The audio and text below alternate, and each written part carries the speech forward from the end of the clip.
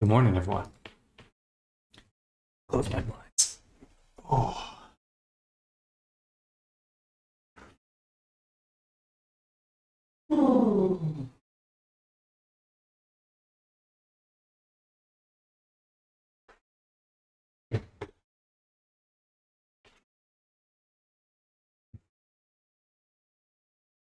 All right, where do we leave off? Making cool shit.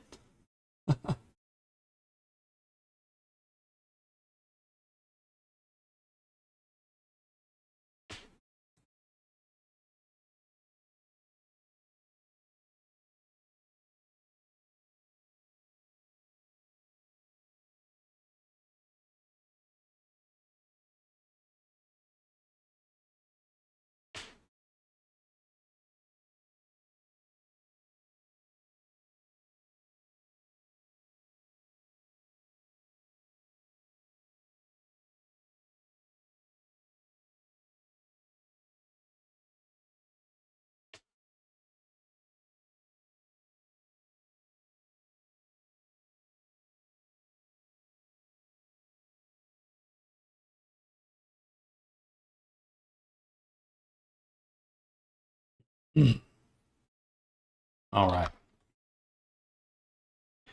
So let's continue our work on the jacket. We should be able to finish this today. What I'd like to do now is make these paneled sections because those look really good.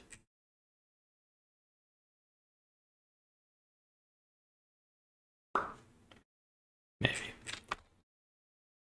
I might do it to one or two spots, but all of it might be a little challenging. It's not a good day. Time to blend. I need to find my way around the NLA again.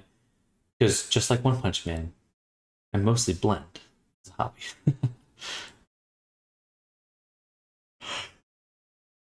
Oh, sorry. 30 on.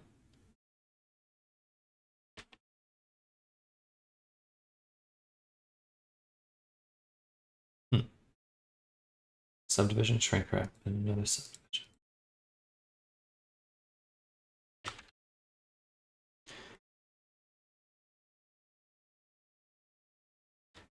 Why is it so thick then?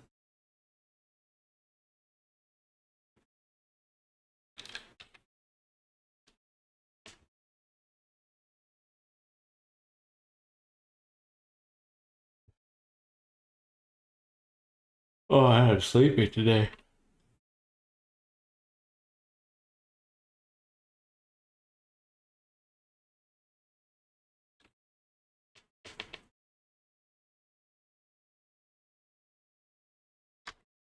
I want to make these little paneled sections right here.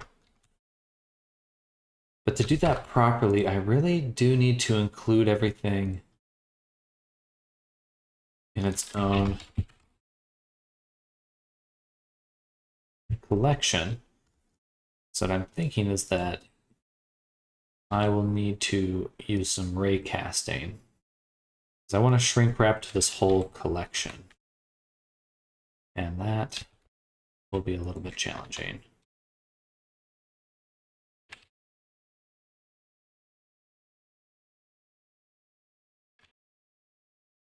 So let's start with this. That's right there. And we'll give it a geonode. We'll call this shrink wrap to left. And then we will take in the collection. Do relative, drop it right there. I don't need to, I do need to import the geometry. And then we'll drop that right there. And we want to raycast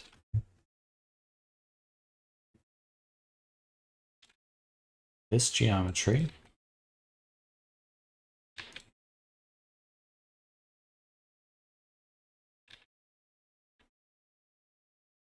Target geometry. That's the geometry we're going to go to, right?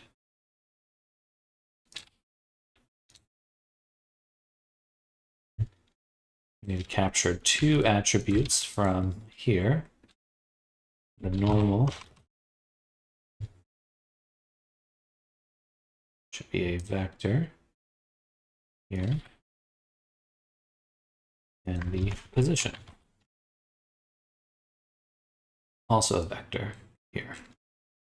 And both of these go into position and normal.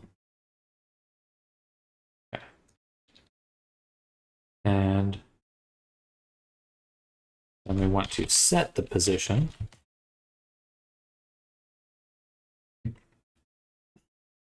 That.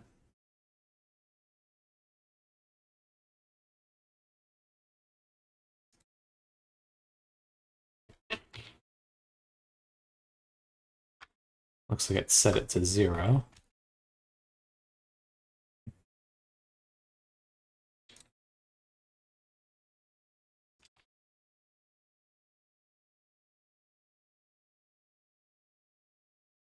And I guess we don't actually want the normal. We want this flipped.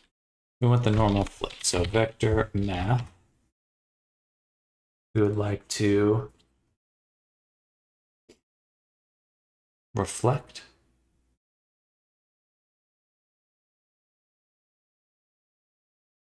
Hello, Asepwira. Welcome. Reflect A around normal B.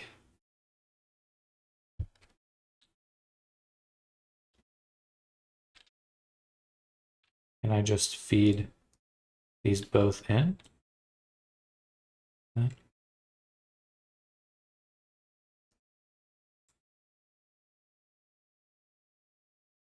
Welcome. We're trying to do a little bit of geometry nodes right now. Instances, that's why. We'll say realize instances right there.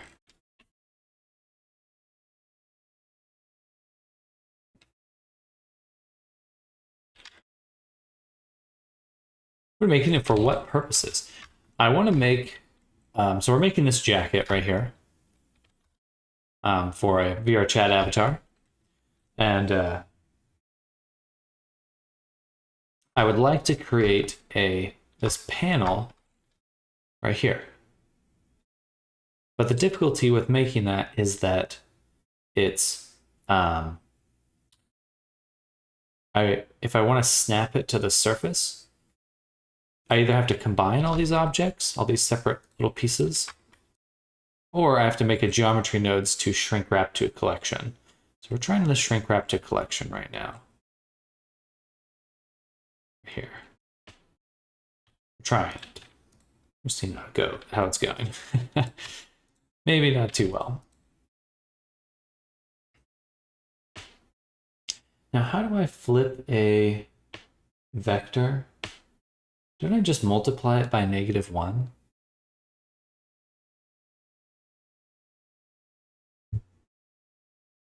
Times -1. Oh, we read my mind.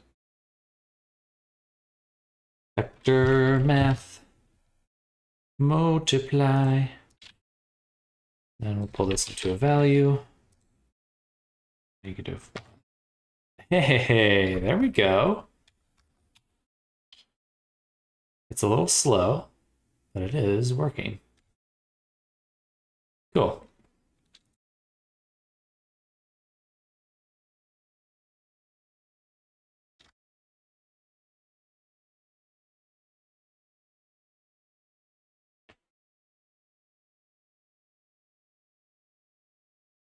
Huh.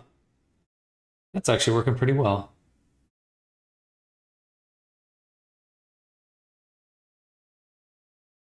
Go.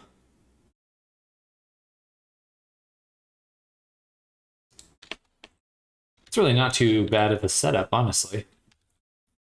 Honestly. And then we'll add a solidify afterwards.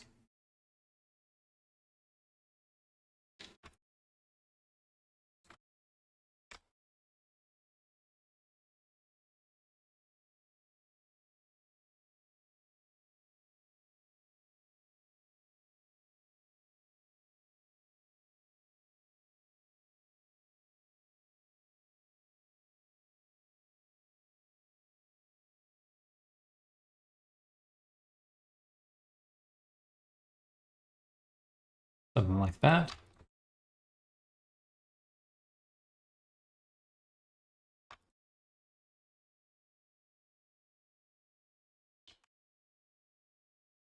A little nasty right there, but that's okay.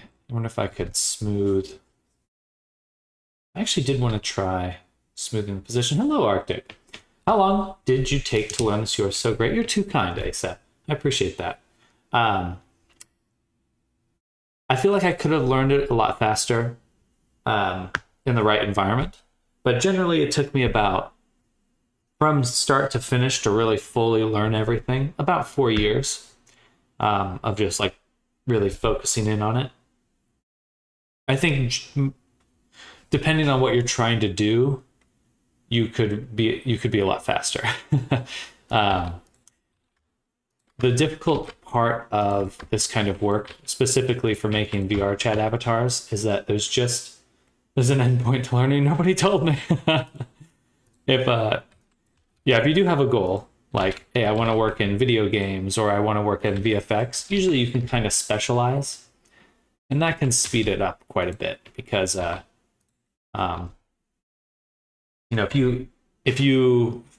if there's a structure that you're trying to fit yourself into, that's a little bit easier.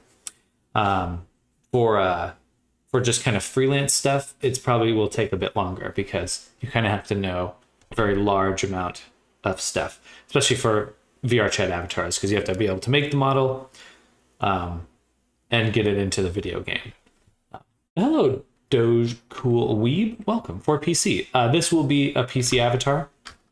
Right now, the density of what we're looking at here is off the charts because this is the sculpt. We're going to make a lower poly version in a little while. Not just yet, though. Not just yet. Read my proofs. Can you make animations for attacking moves such as high punch and body blow? It's definitely always possible to make animations. Are you looking for a VR chat avatar animations?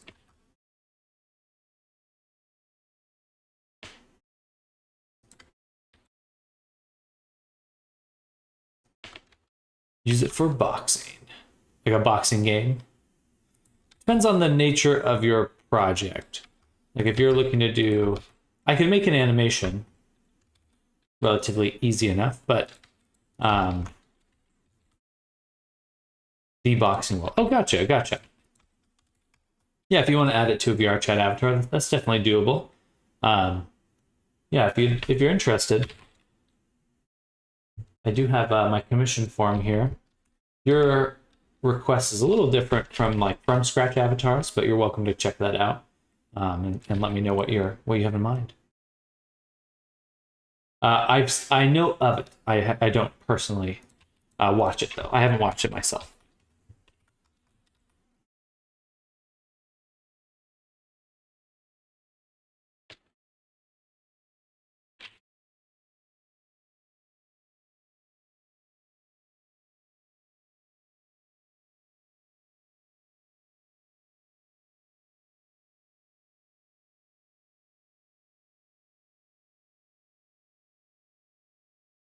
Dude, Geometry Nodes is awesome. Popular boxing anime, yeah, $1,000 for a from scratch avatar. Depending on the complexity of the animation you're looking to make, we can discuss things. But yeah, this work does take a lot of time. Mucho tiempo.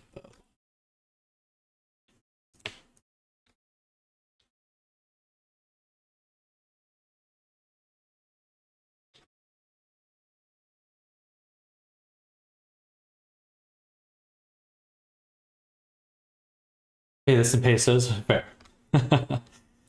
Well, what I will say is there are some other, if you're willing to learn it yourself, there are some really nice animation tools out there, like move.ai and things like that. So certainly there's a decent amount of work to actually get it into VR chat. But it's doable. It's definitely doable.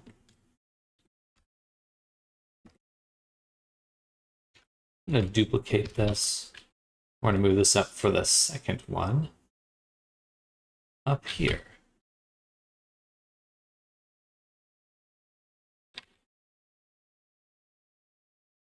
I'm going to delete the tip for now. So I can just extrude this.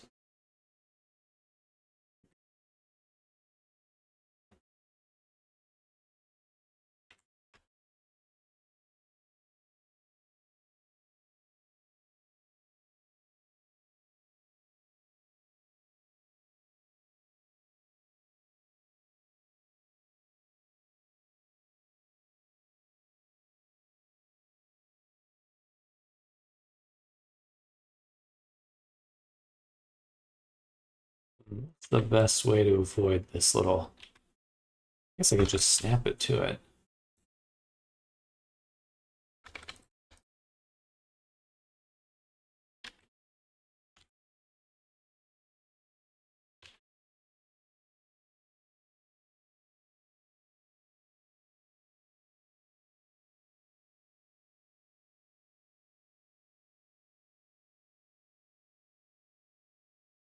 There we go.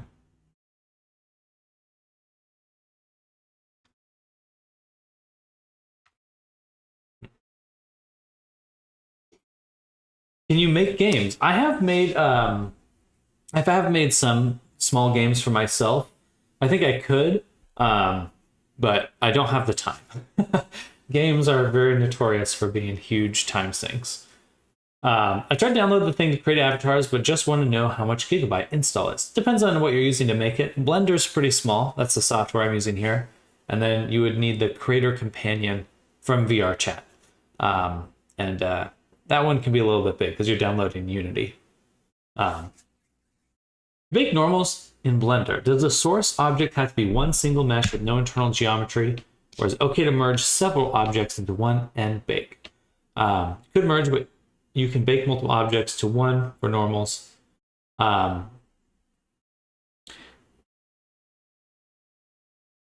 So in Blender, you have to merge all your objects for your high poly, and then merge all your objects for the baking as well. Or you could do it in sections and then combine the images afterwards. If that, sometimes that's simpler, sometimes not.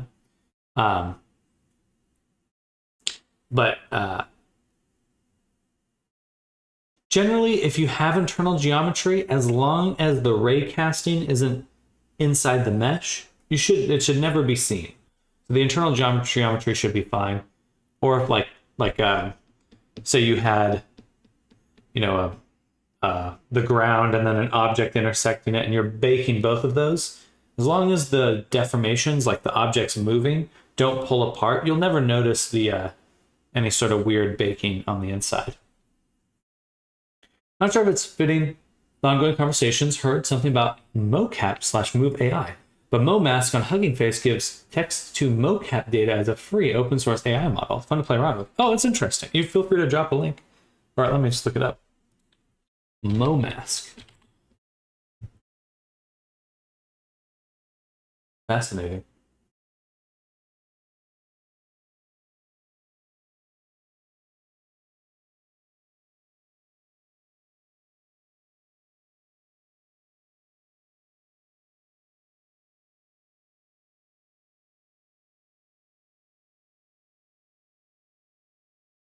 I could see this as being very useful to just block out a super rough animation.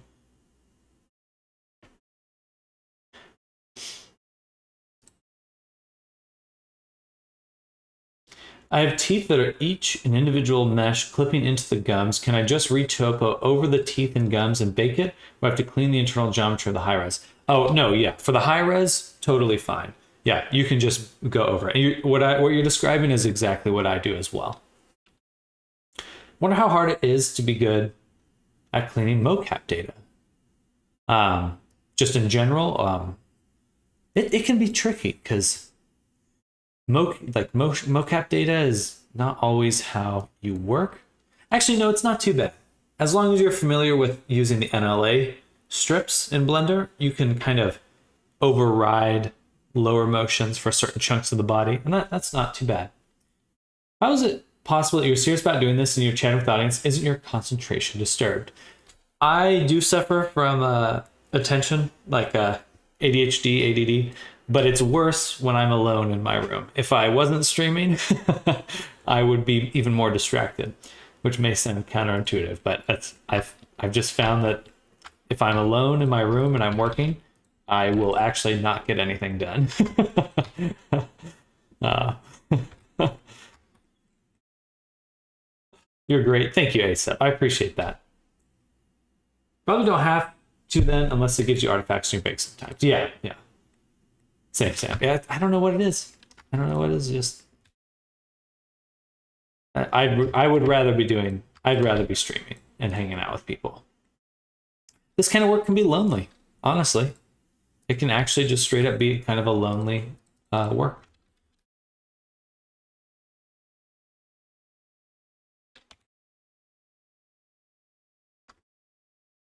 So I'm happy to have you all here.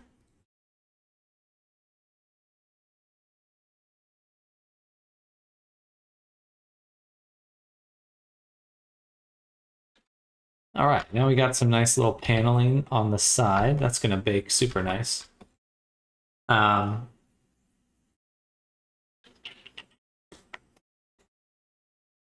open up a Blender office for us to hang out. Exactly. I would love that. Co-working space, but just for Blender. This isn't the office? Yeah, digital office. Oh, we are missing pockets. We are missing the pockets here. I don't have a good image of them. So let's go ahead and review that.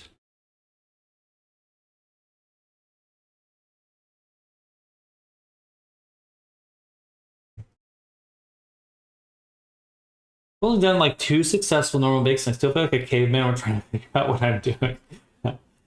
I mean, to be fair, the things that can go wrong are just super unintuitive a lot of times, so don't beat yourself up too much.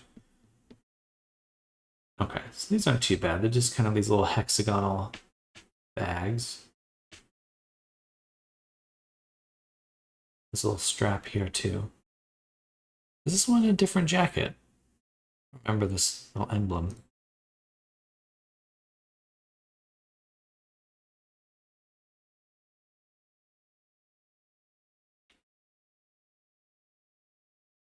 No pockets. It's called a lady's jacket. That's what clothing companies do. Rude. Fucking clothing companies. Those assholes.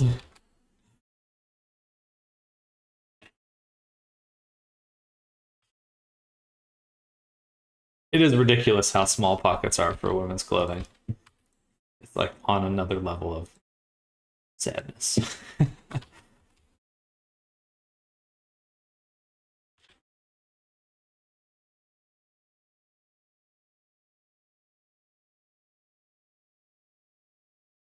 Well, I assure you, thankfully, because this is a virtual world, the pocket depth can be infinite. Infinite pockets.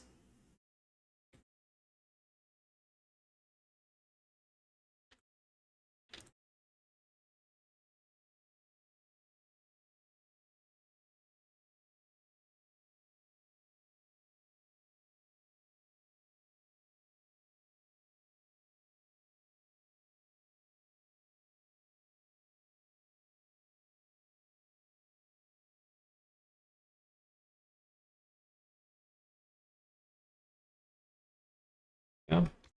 And then we'll just extrude this.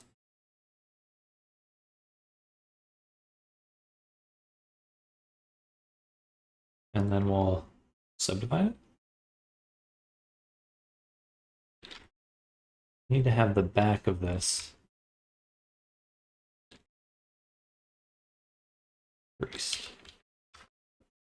Something a little bit more like this.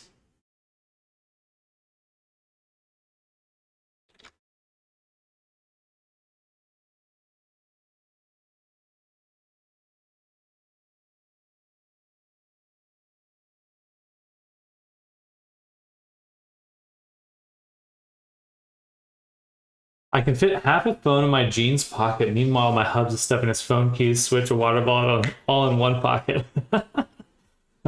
Meanwhile, I wear those cargo pants so my wife can use me as a carrier.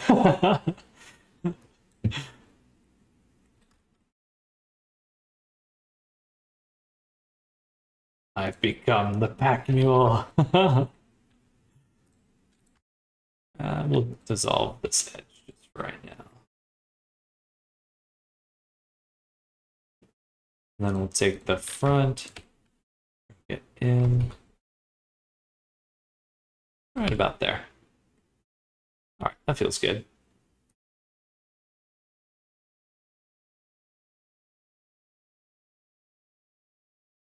Pocket.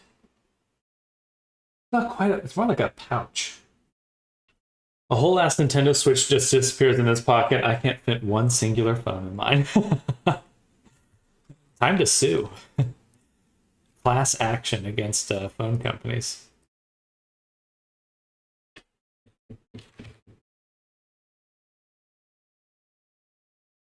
Actually, I'll get rid of the subdivision, and we're going to add a multi-res. So I can do just a little bit of sculpting. Actually, I'm just going to abuse the heck out of these cloth brushes now.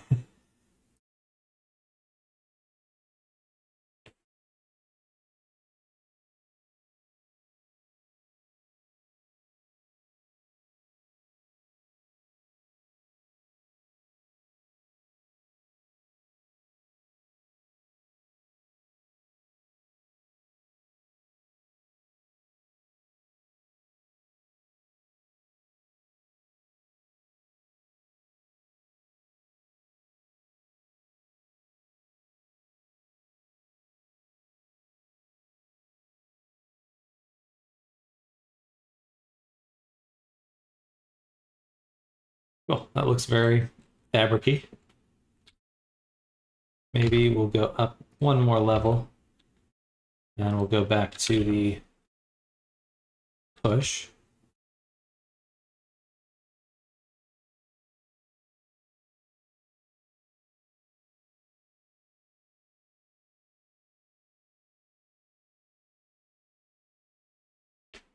Damn, that looks so good.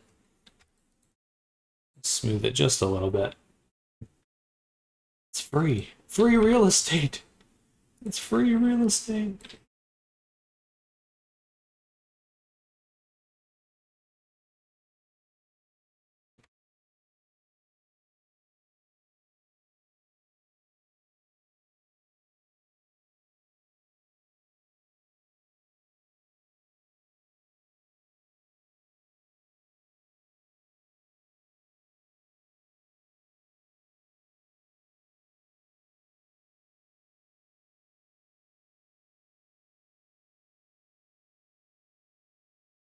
Damn, I'm never not using fucking cloth brushes.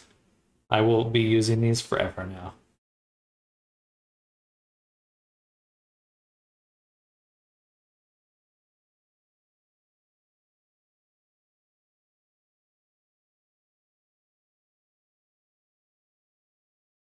Just easy. What's that? What's that mean?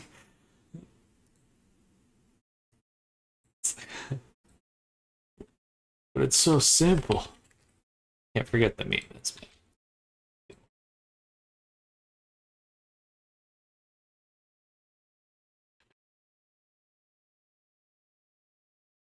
All right, so we have this lining here, and then there's a zipper on top. So I think we'll just take this edge and make a group. We'll call curve, sign it. Excuse me. And then we need to make a geonode in here.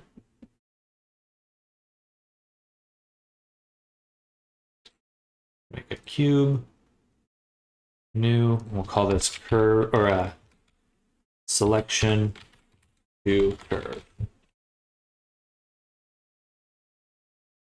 Now we can get rid of our input geometry. Add in a object info over here. And of course, sample our pockets, which we should rename as pockets. Then we'll rename this as pocket awesome. Then we want to delete the geometry. Any geometry that isn't our named attribute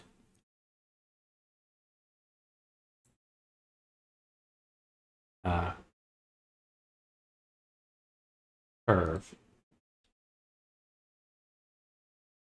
And we'll compare this as an int equal to 1.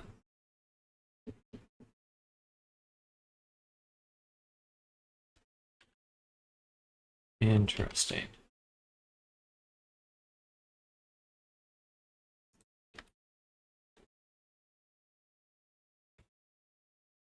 Why? I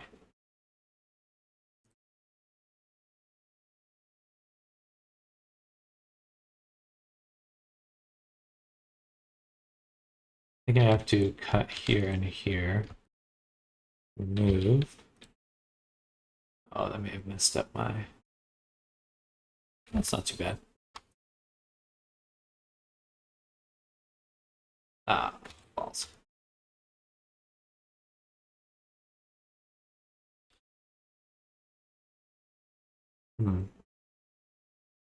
This should work.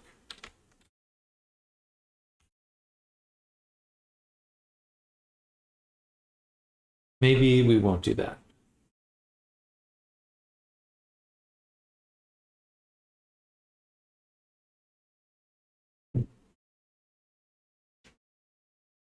Yeah. Okay, so instead of pocket edge, we'll still use the same object, but I'm going to remove the assignment for right now. And we'll make a we'll call it CJ curves. No.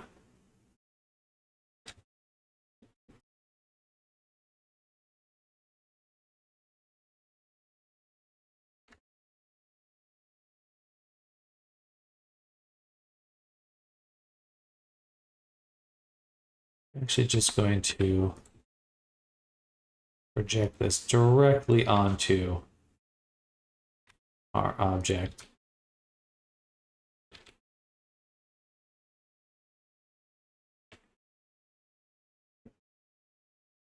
This is silly. This is silly. I'm doing this in a silly way. Delete that. Take our pockets, duplicate them. In here, apply the multi-res. Then select. Yeah, that's why, because this giant edge. That's okay. We'll take this.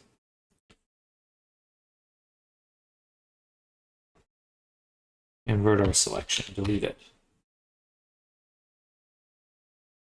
Then in here, object. I'd still like to keep it kind of like this. So subdivide it. Deform. Shrink wrap onto the surface. So now it's flush. And then we'll do this. We'll call this edge to curve. Say mesh to curve here. And then back to curve to mesh. Funnily enough. And we'll say, yeah, because I still have to get a profile curve of the circle. Like so.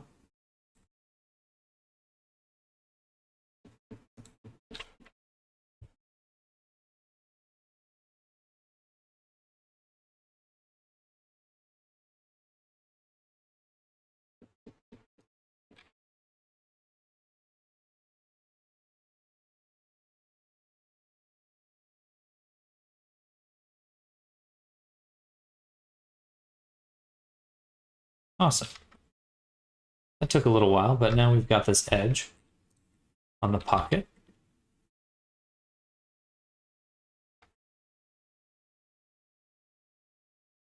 I feel like it could be a little bit flatter, maybe.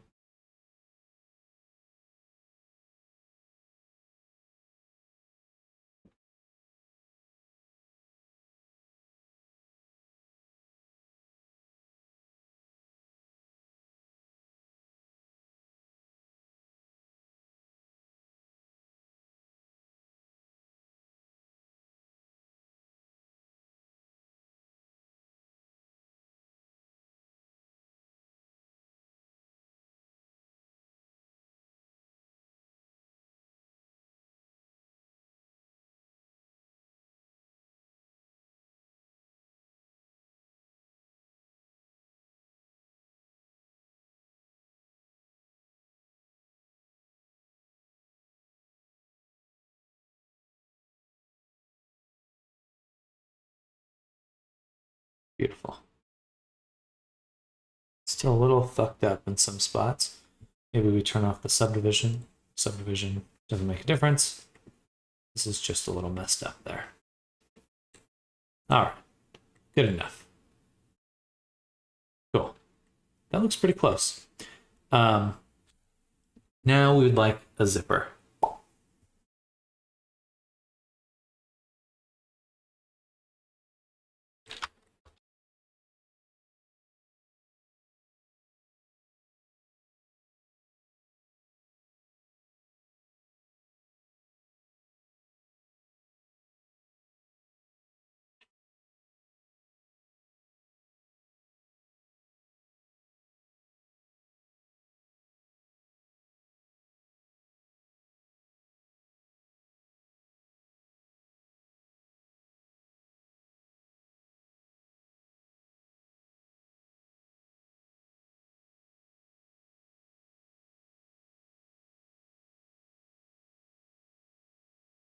All right.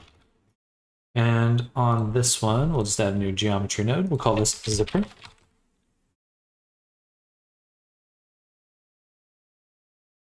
And we will do a curve to points here. And then we'll instance on the points. We'll do just a cube for now.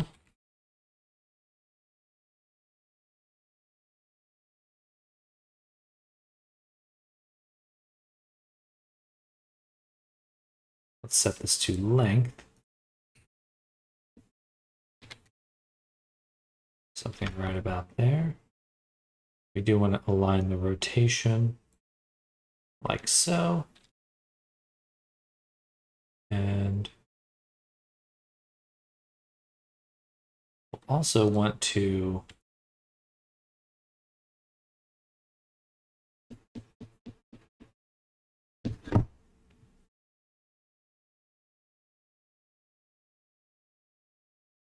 we will take in the object relative, put it right there. We'll call this snap target. I'd like to snap it to the pocket. And we'll say position or sample position.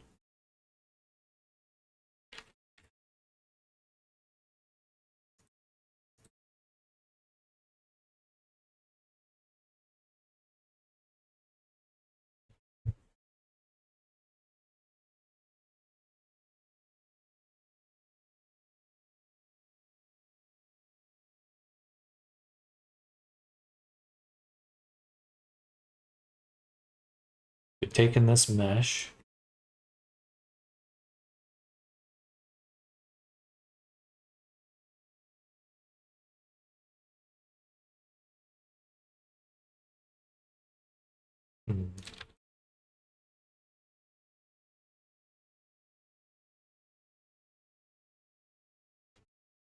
That's how it works. GeoNode get nearest position.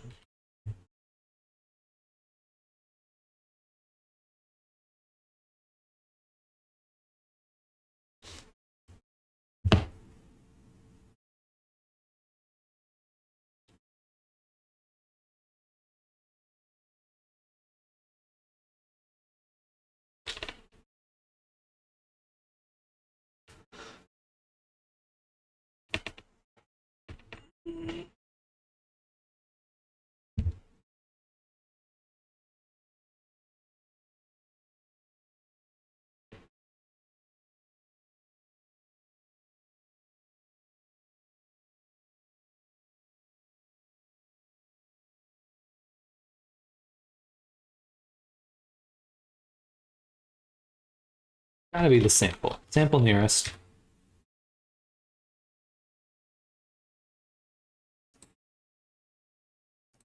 Base.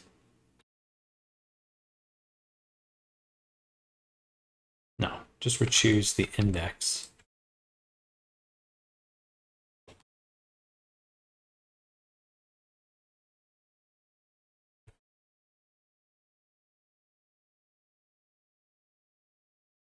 To be this.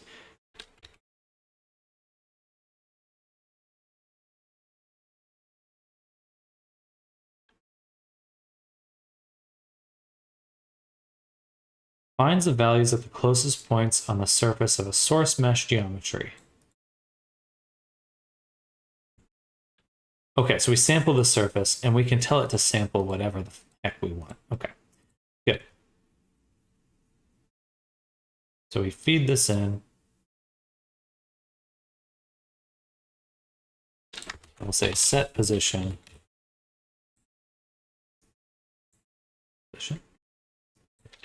Position.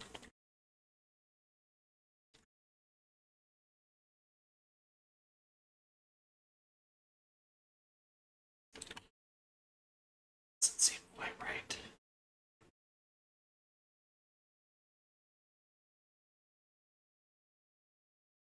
A field to evaluate on the source geometry for use with the transfer method.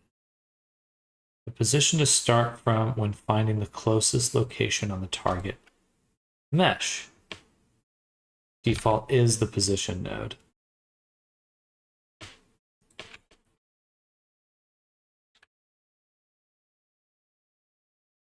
So perhaps we need to capture that attribute.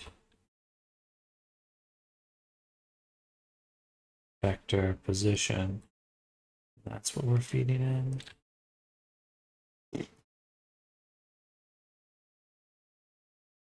The geometry to retrieve the attribute from. Field to evaluate.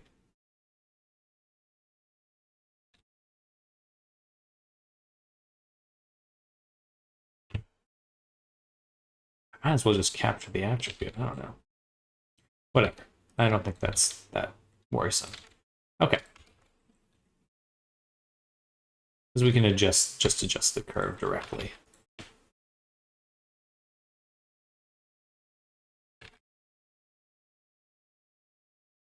It would be nice though.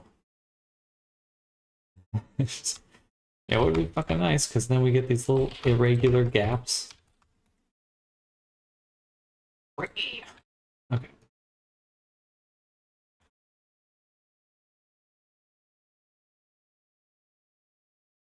I use a shrink wrap before this.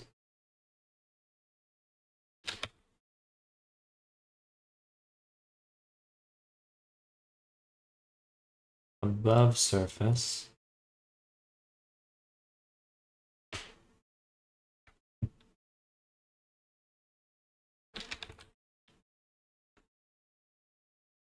All right, that's actually exactly what I want, I think. We just need to turn up the resolution. Make it fit better. Yeah, that's working. Okay. Yeah. All right.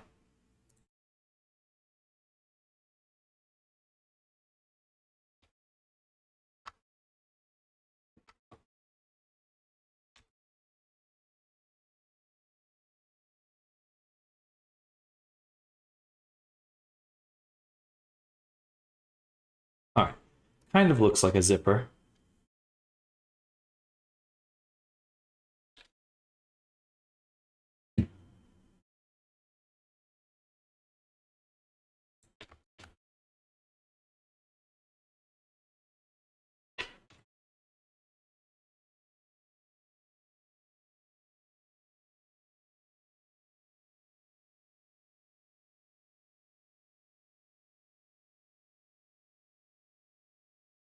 thick zipper. A thick zipper.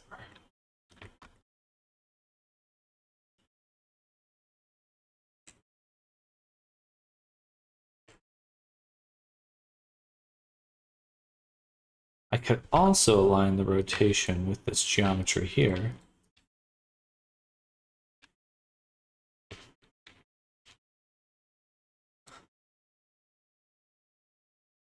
Nah, whatever. I'm getting too complicated with it.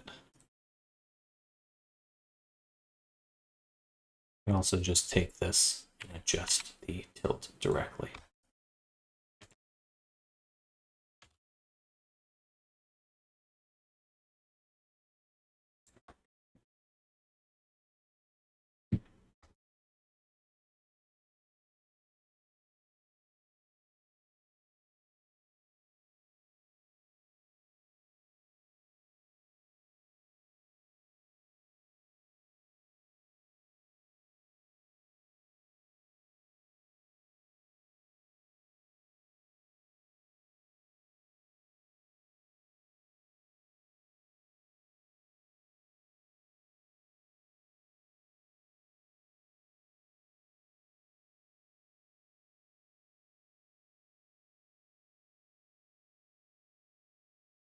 Adjust this length just a little bit.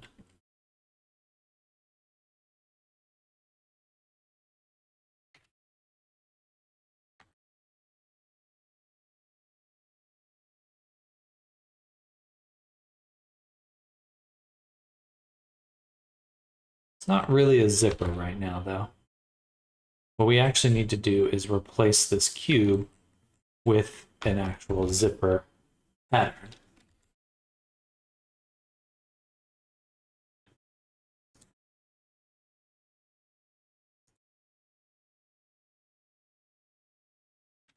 So something like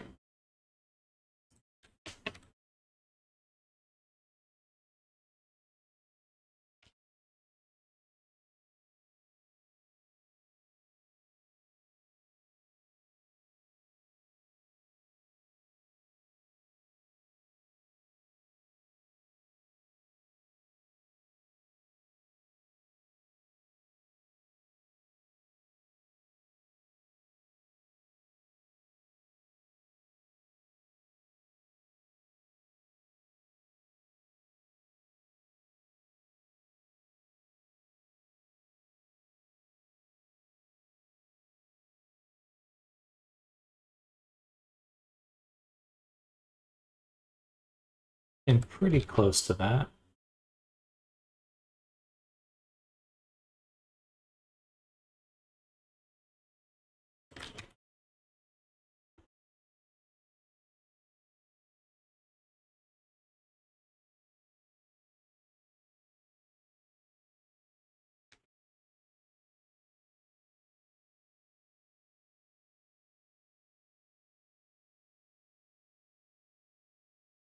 Then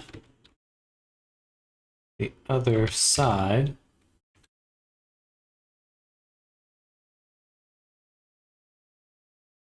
you want to get an array. No.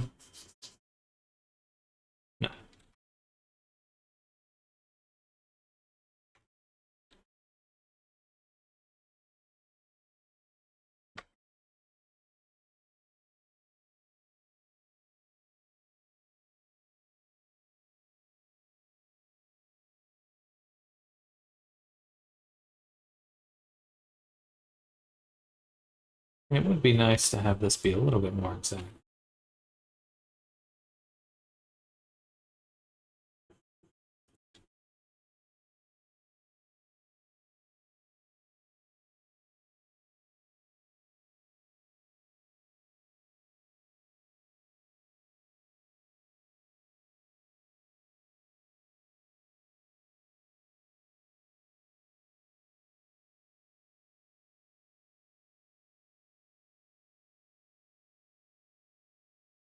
Ooh, excuse me.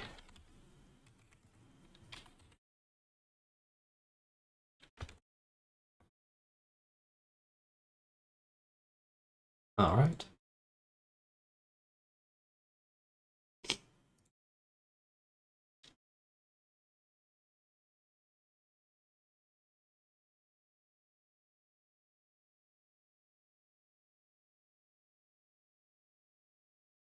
Alrighty.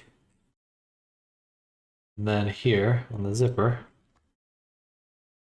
I can go ahead and get another object info. Drop that right here. And say relative, I guess, or original. Yeah, original.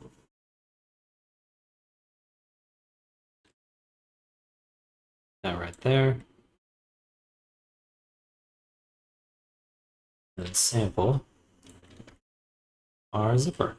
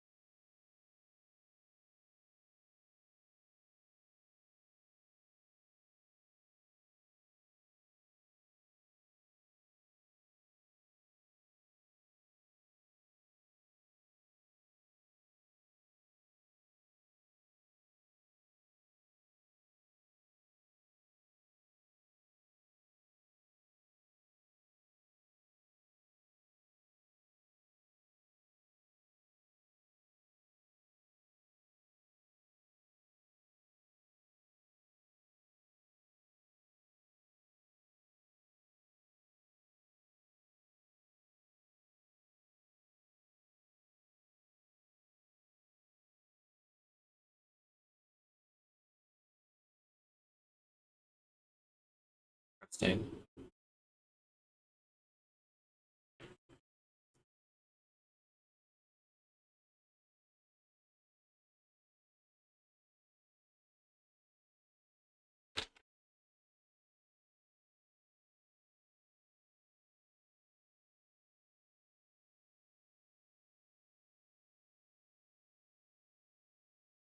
There's gaps here.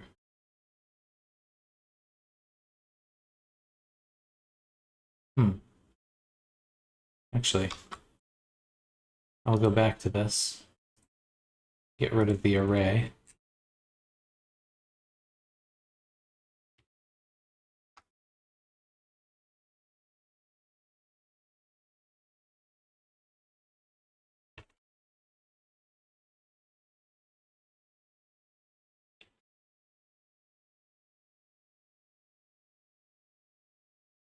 Landing box.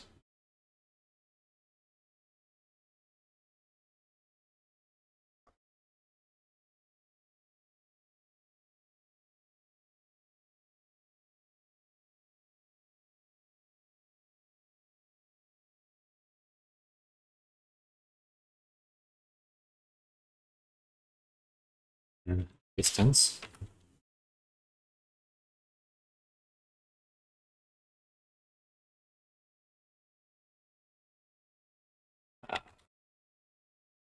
Separate.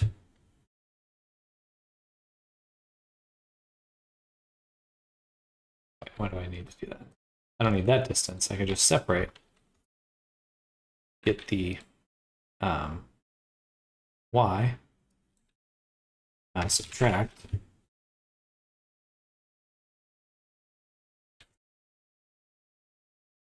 I actually want to subtract the other way.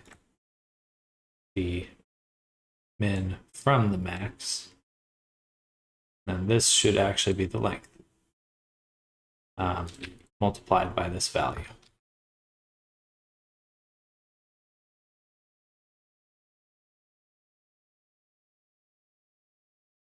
There we go. But then also multiplied by 0.5. Maybe 0.25. Something like that. Let's say 0.5 for now. And then for every other instance, to do curve to points, and then I'd like to transform the geometry, or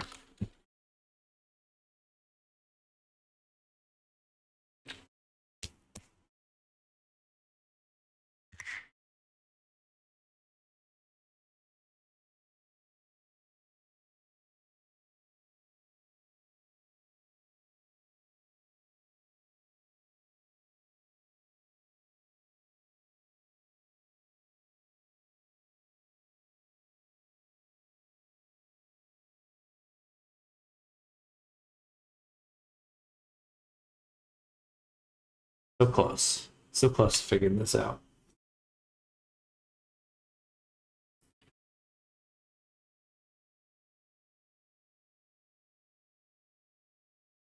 Have that. I want to flip every other one.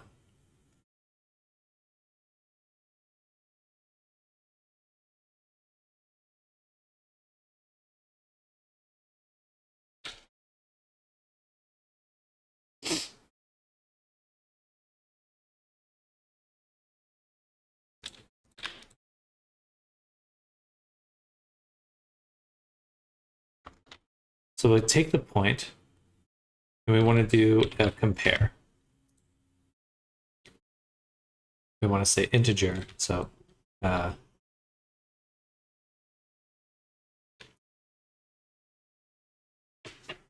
we need the index. So if the index here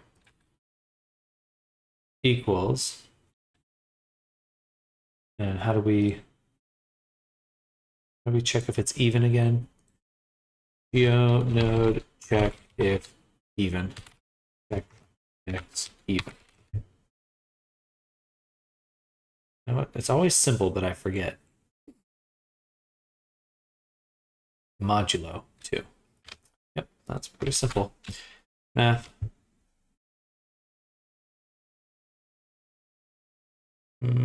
Say floored. Don't know the difference. 2.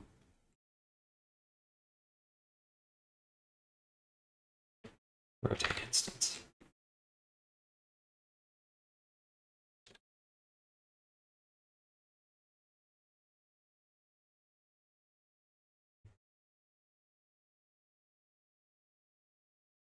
Ah.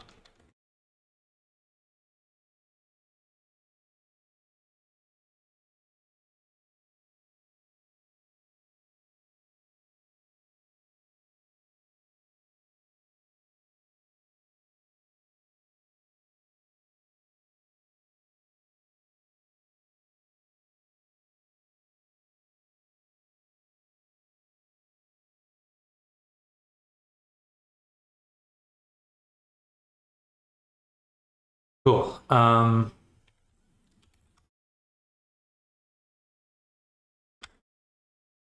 We want just a little bit more space between them.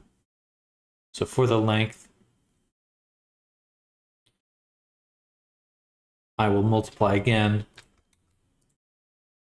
by 1.1. That would give us just a little bit of space in between them. Then I'm going to do a vertical split here so I can go down to my object while looking at my things here, so I can adjust these values because I think we want to shrink some of this stuff in.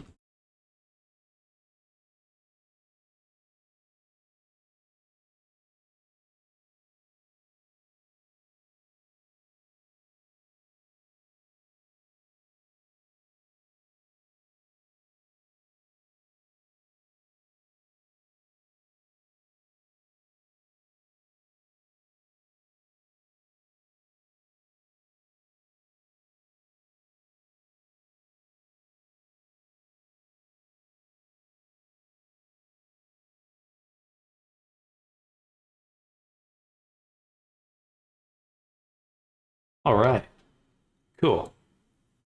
Brain's getting so big now.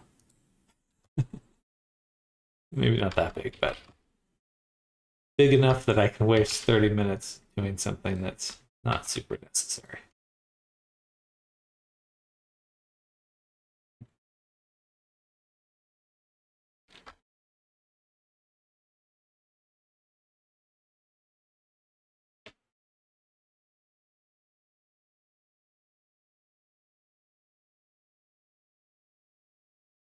All right. Does look good though. I'm proud of that. I think as well, I would like to make the kind of outline around it. So we'll also take the curve. This is the zipper itself here. But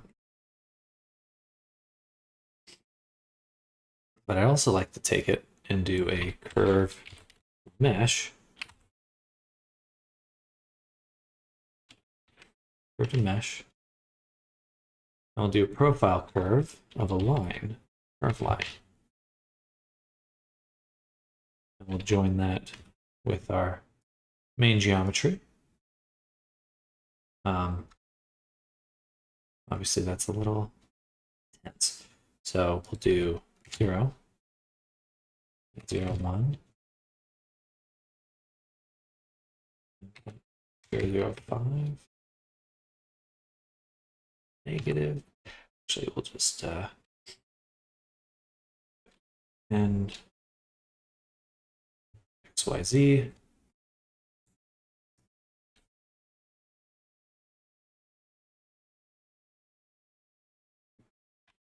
Take this, do a value of 0.05, 0.05, but we'll also math it.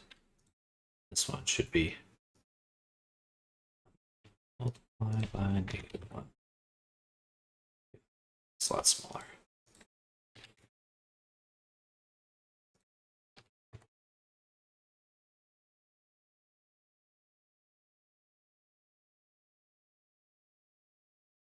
All right. Then do some more fun stuff. Extrude this.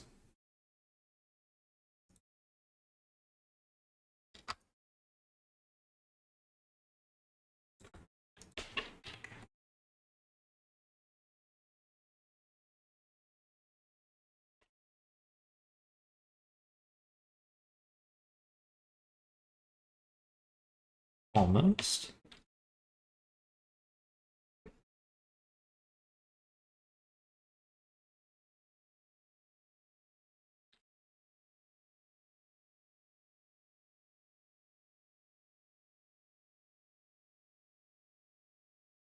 And I think I want to trim the curve just to get all the zipper.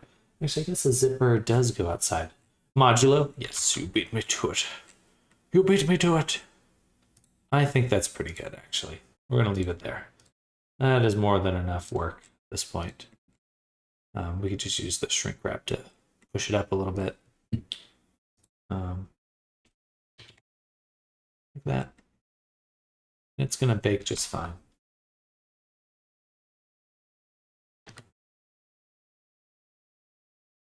All right.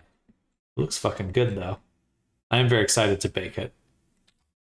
Let's make the zipper fill in a little bit better. So we did extrude this way. And I'd actually like to also extrude the other way.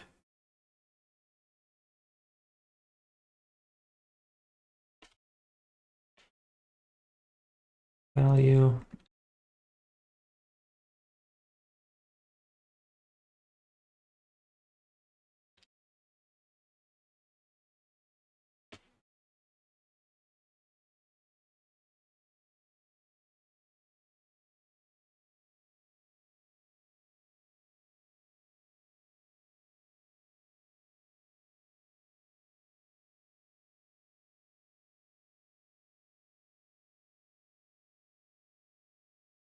Baking drools.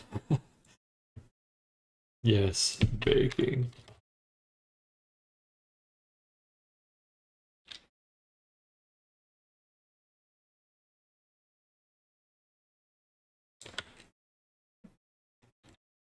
That's floating a little high.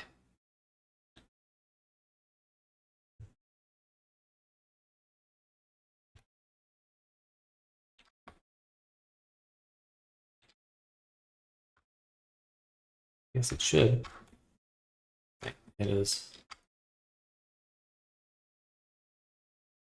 Right about there is where we want it.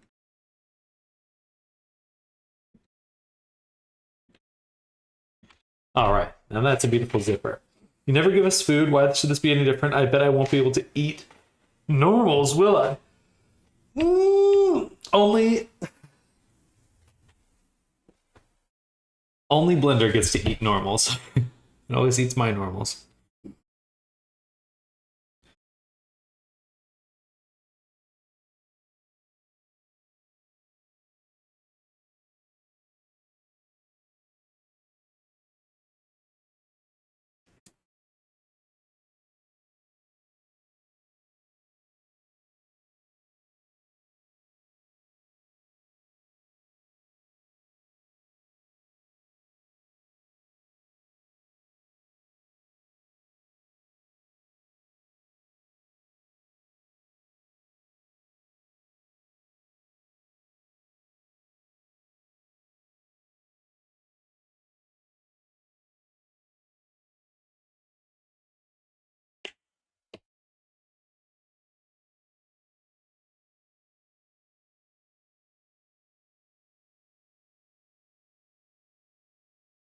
Hello, Ariso. Good morning. How's you? I'm doing quite well. We just finished making a zipper. I'm quite proud of this zipper. I'm actually gonna bevel the zipper. How many times can I say zipper?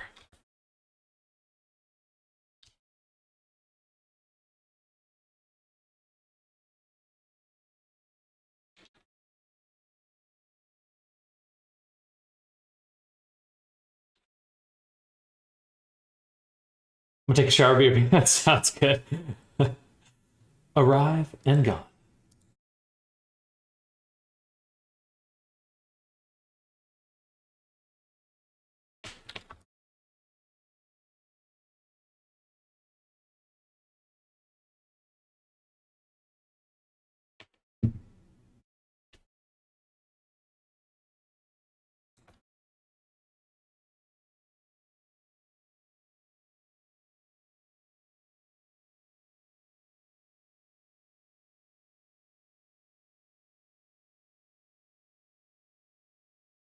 Sent it is.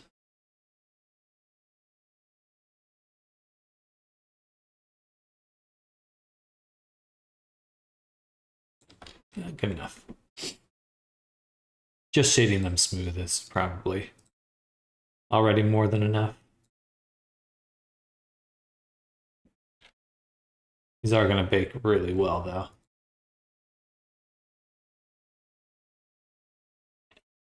This is the best part, and this is why I use geometry nodes. Just to really illustrate why I use geometry nodes. Because now I can go in and fucking sculpt this. And it's gonna, well, yeah, it will update, but not during sculpt mode. I got concerned. I was just about to make a point that didn't work, but it is why I love it though. It is super handy in that way. I'm gonna do one more subdivision level.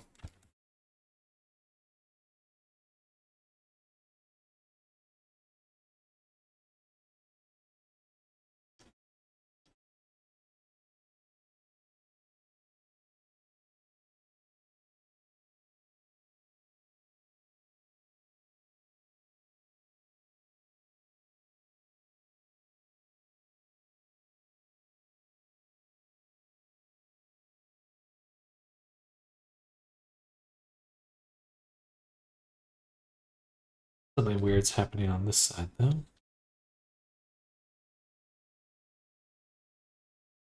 Not enough geometry.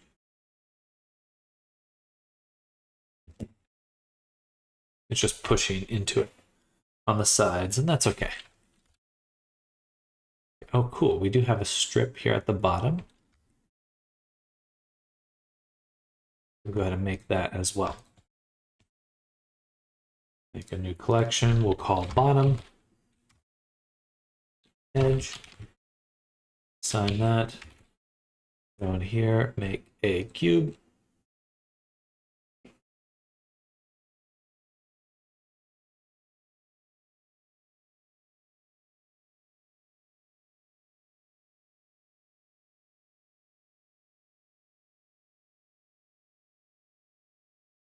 Yeah.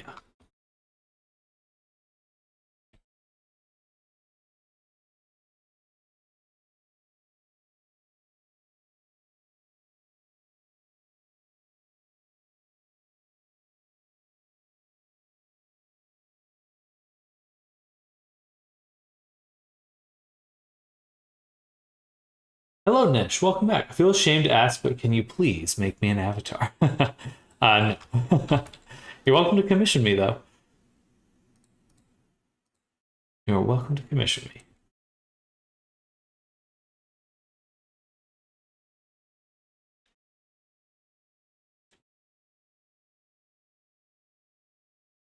I do appreciate your interest, but unfortunately, I don't have the time or funds to make things for free.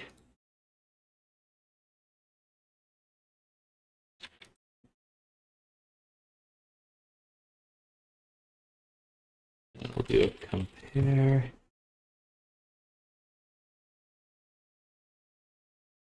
This then.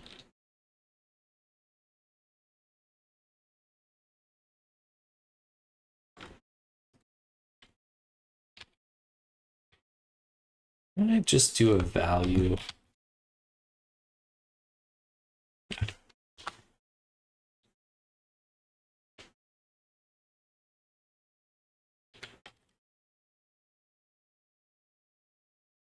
we'll do that. And then we'll already deleted it. Yeah, I guess we will. I'm not going to extrude it this time. I'm just going to set the position based on the normal. We will normalize.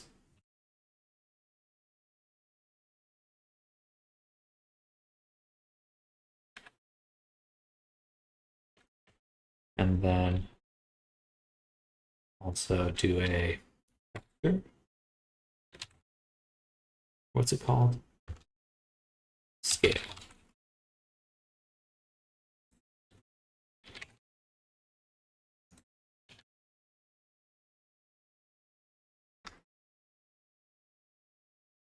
I guess we should. No, we'll keep it there, and then we'll extrude it too.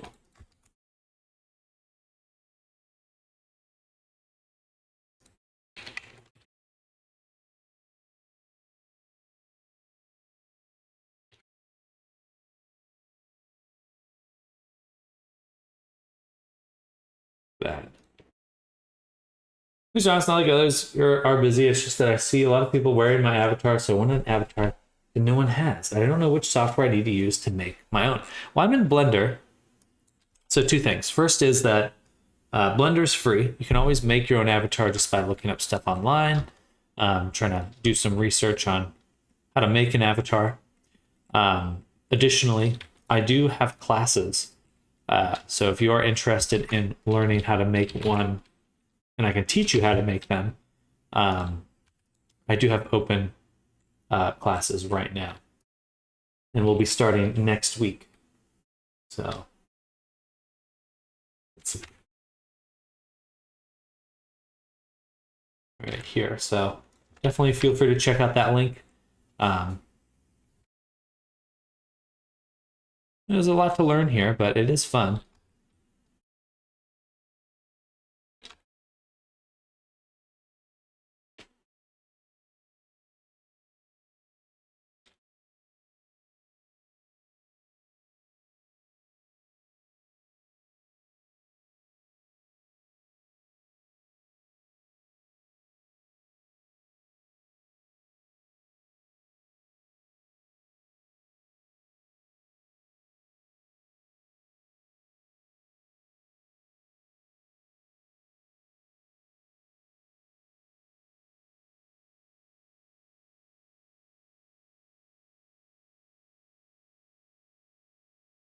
Now I'm assuming these must glow a little bit.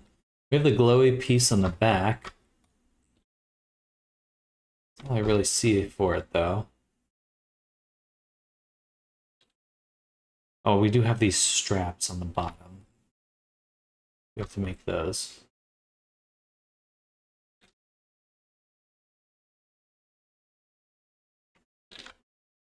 And then I think that's about it though for the main body of the jacket. Just need to even out a few things. Like, I think we should apply the multi-res on the jacket, slice it in half, and then mirror it so that both sides are perfectly the same, because we do have some discrepancies right here.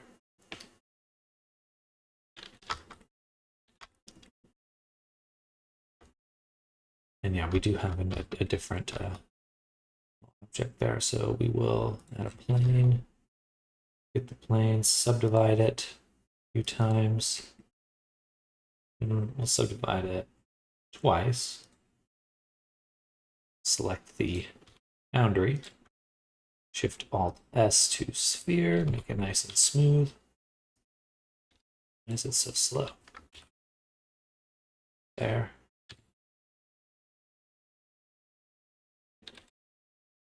Do line rotation.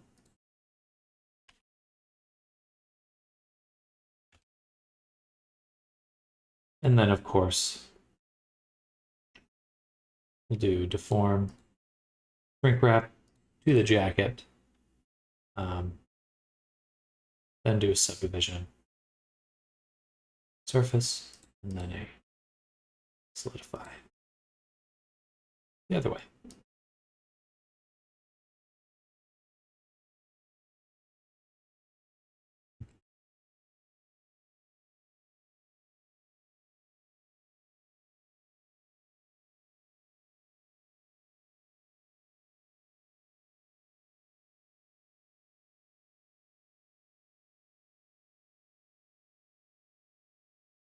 Oh.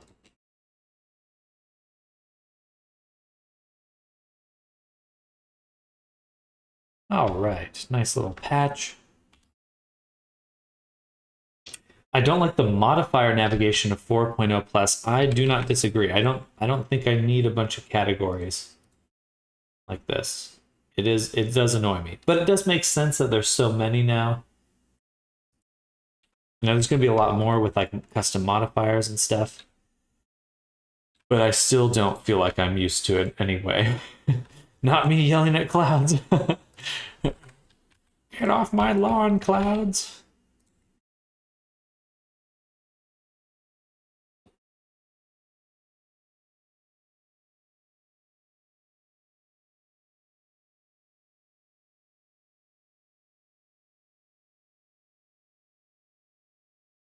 I'm back and ready to work. Well, welcome back. Welcome back, Lisa.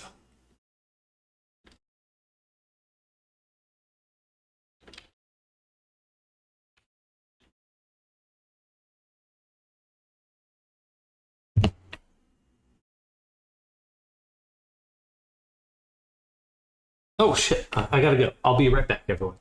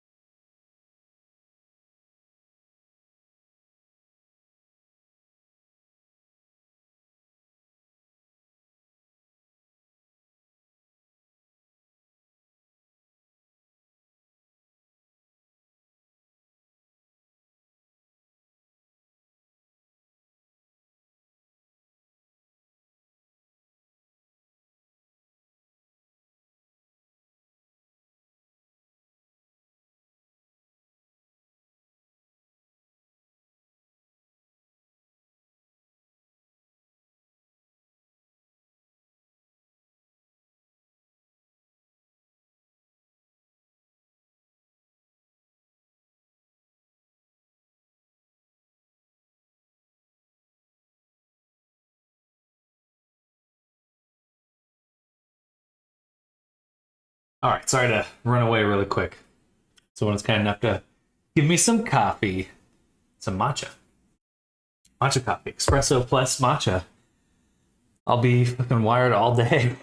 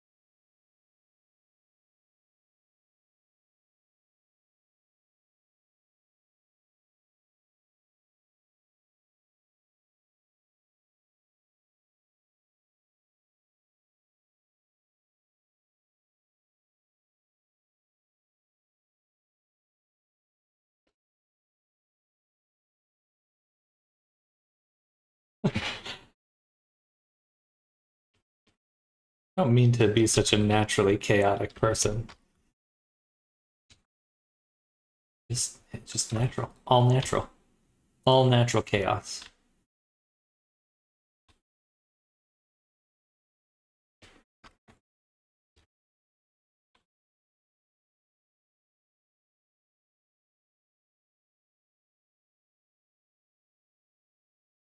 Wow, that grease is terrible.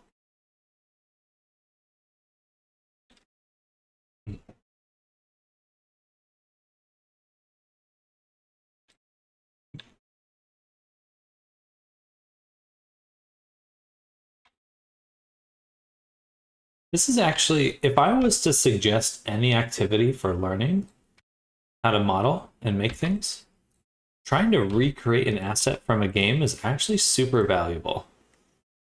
That may be something I recommend to people more often because it really does teach you a lot about how many different pieces there would be on something, what it takes to make like a high quality asset.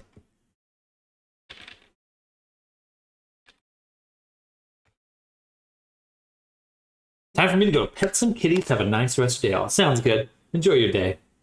And give those cats some love for me.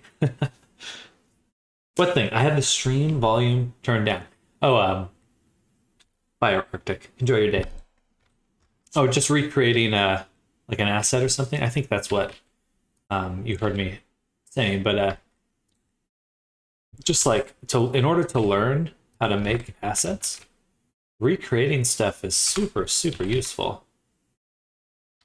I think that's probably what I would recommend for people getting into this. Like pick a video game asset you love, just recreate it, like Master Chief or something like that.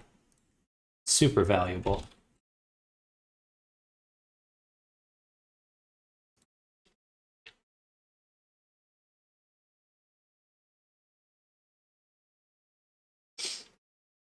It's me caring about how Blender 4.0 changed menus, and I do not like. There's some stuff I'm not used to in Blender 4.0. Still in Blender 4.0 for a reason. I might stay here for a bit. I want Eevee next. Give me Eevee next. I want it so bad.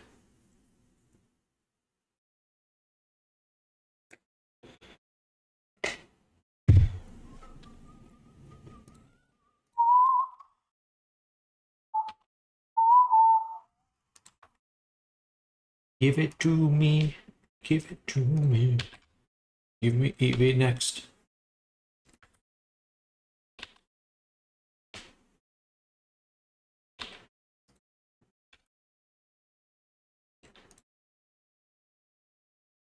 All right, I think that's right. Got this weird emergency thing on the back. I don't really know what that is. It's kind of goofy. I also have these really nice wrinkles here on the edge, on the inside of the jacket coat. So we'll have to recreate those in a moment. But first, we'll just make these. So I think what we'll do is we'll cut here to here to here to here to here. There. Then we can take these and merge them. Merge.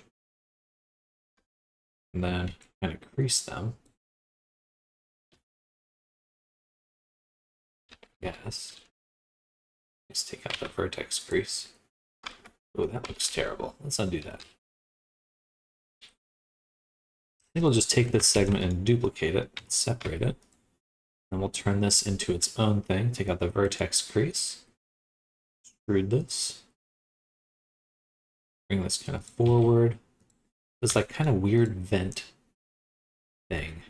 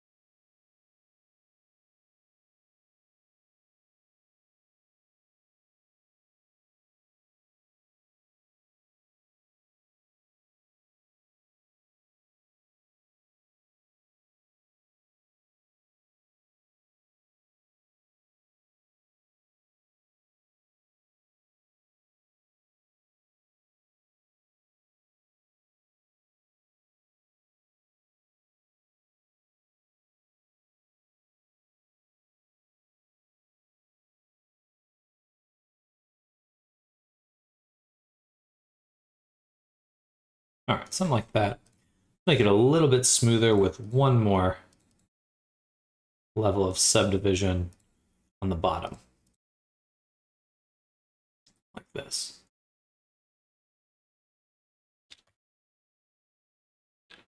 Right, it is reprojecting the crease. So that's not really going to make a difference. I could do a bevel. Yeah, let's try that.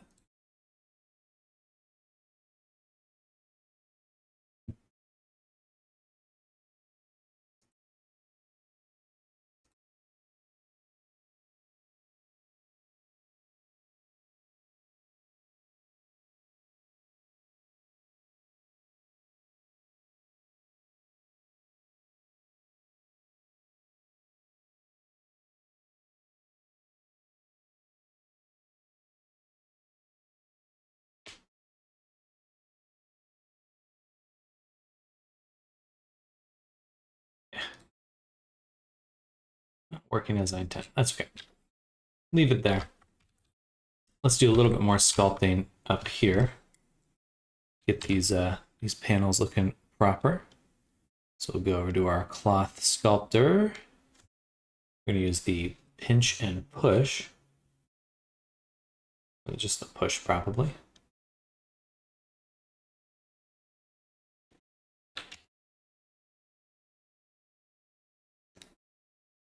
And it's kind of slow. Let's isolate it.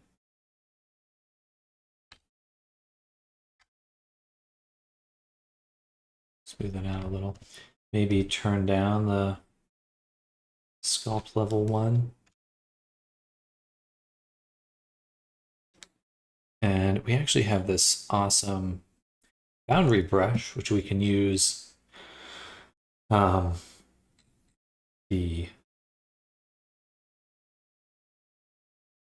loop and inverse. And this gets us a way to kind of push the influence. Wow, that's really harsh. Along the whole thing, but it's not looking great. So maybe just a grab instead. Still not super great. Expand. Still have yet to figure out what expand what means. Like, how is that a different thing?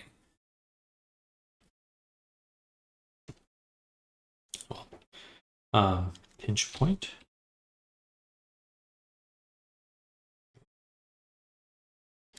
A little bit of that on the back here. Oh, crunchy.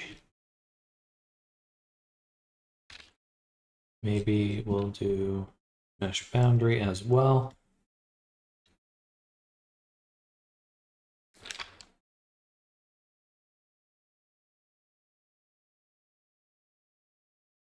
I'm going to see that.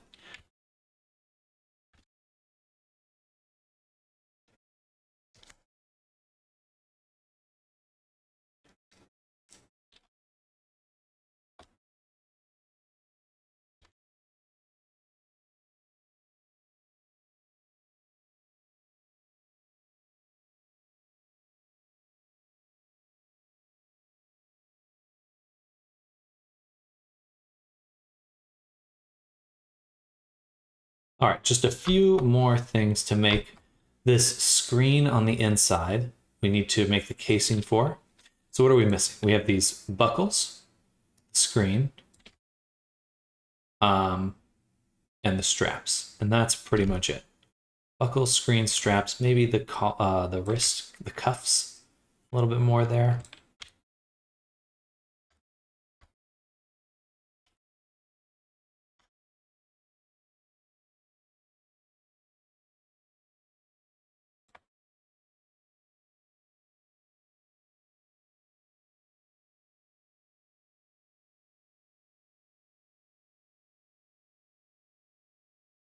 Little buckles, I'll probably make a separate object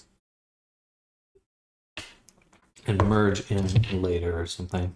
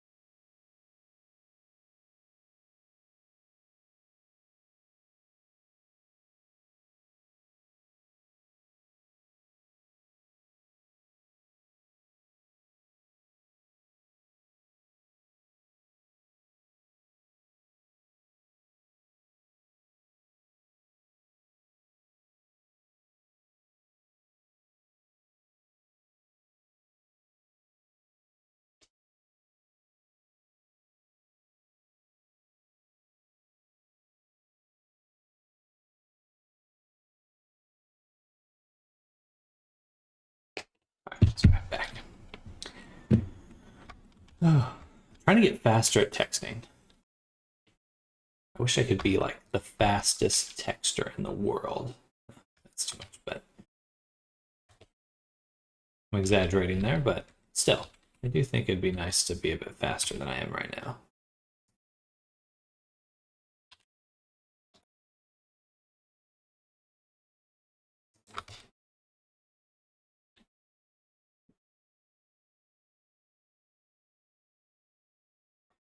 I would like to have the border kind of be a little bit puffier.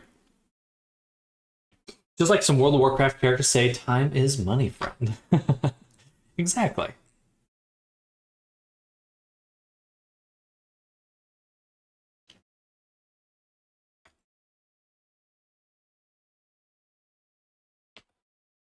So I want this edge. Dang, this is looking fucking cool, though.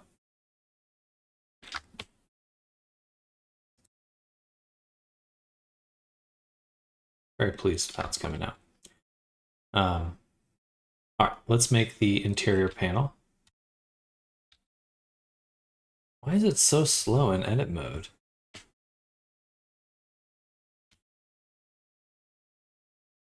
Still very slow. It's lagging even now. What's going on? I don't have any modifiers on.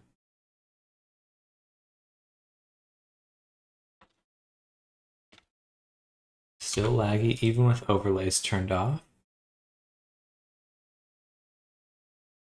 This isn't laggy, it's just the editing. Whatever. Something feels weird about that.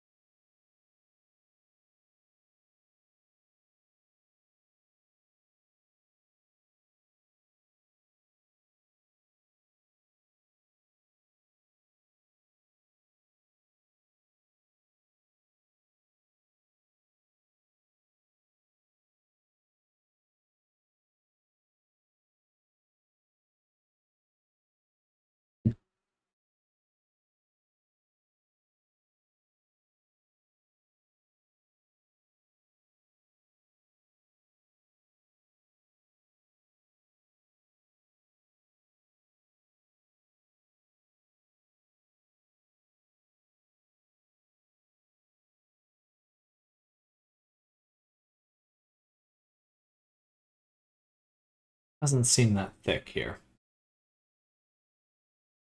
But I don't need it to be thick. I just need the border. I do just need the border. That's it. Thick. Can I inset?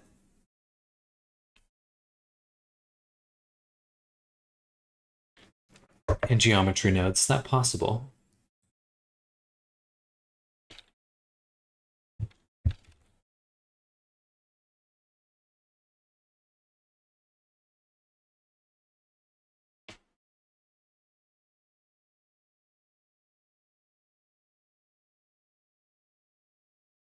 No.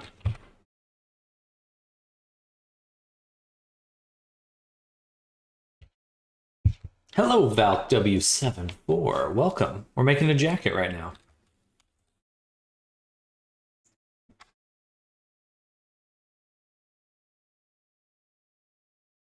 Specifically the collar here. Then we'll do the attachments, finish up the wrists, straps, good to go.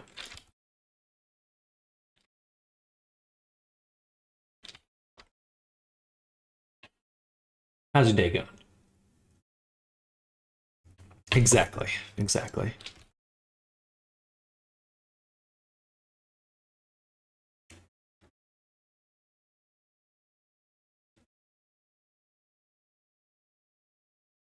So it's funny because it is a little different. Sometimes it doesn't have this trim on the silver there. Wonder why. Can you edit individual clothings in a Cyberpunk?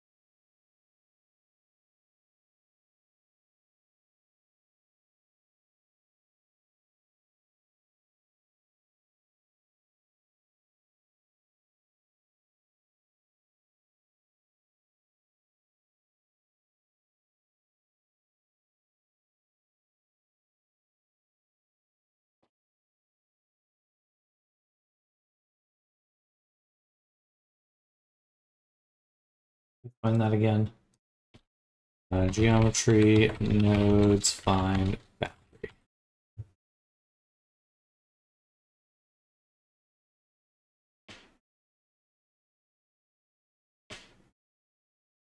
Should be any edge with less than 2 neighboring faces.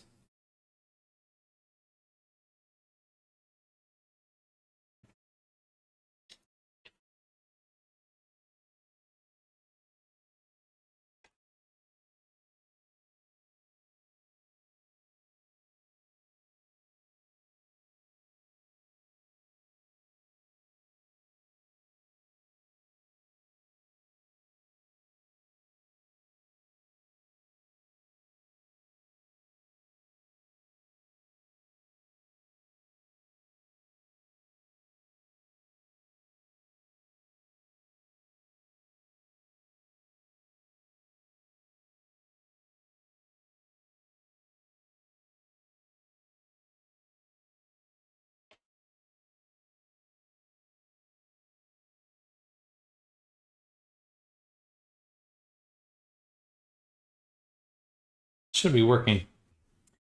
That should be working. Oh, there we go. Okay. Now it's working.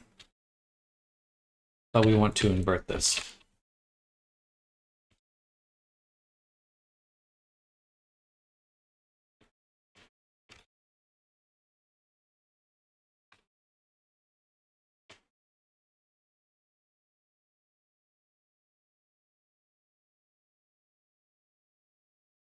And then I need to be able to grow this selection. So I think we want to be able to blur our selection. Blur attribute.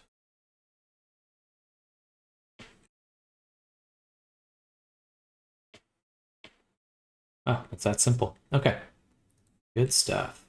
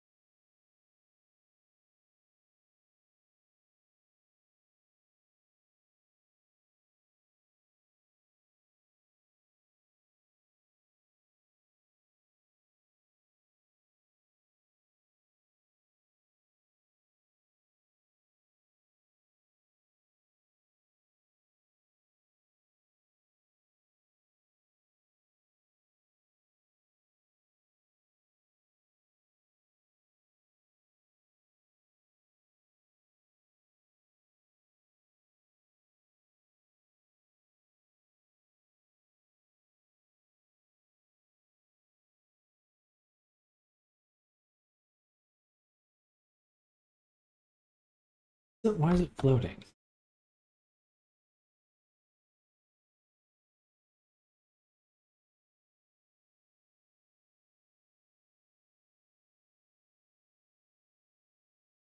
Is it the subdivision?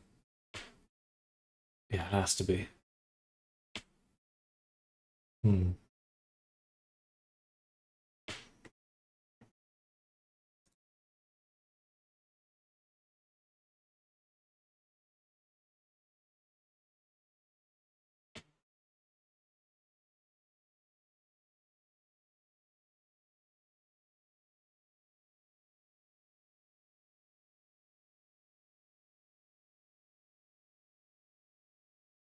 How would that get rid of my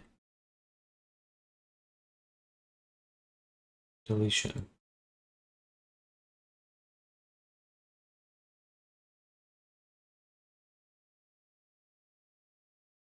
And GeoNode was working fine, deleting the borders. Ah, it's because I turned down. Gotcha. Okay, it's fine. I just need more subdivisions.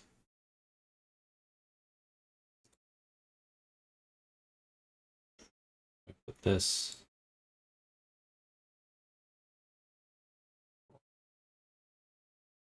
After the shrink wrap. That way it's closer to the surface. All right. Probably could have done all of that inside of. Oh. Mm.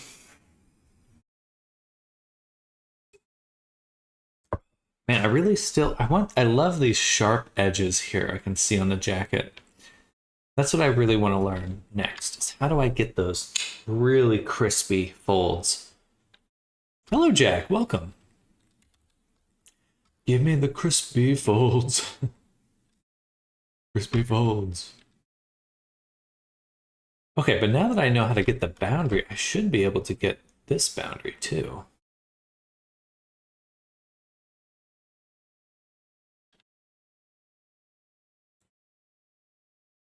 In fact, I should be able to delete the bottom.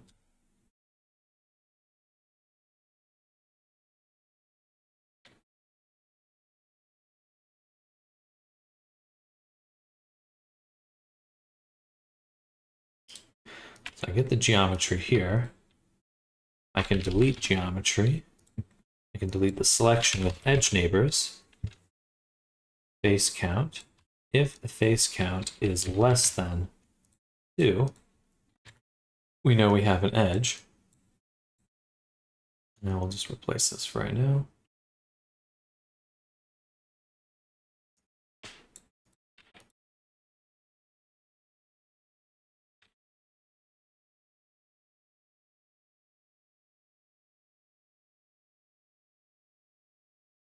That won't actually work because we are taking in the geometry after it's been solidified. So I can't actually do this. Okay. That's okay.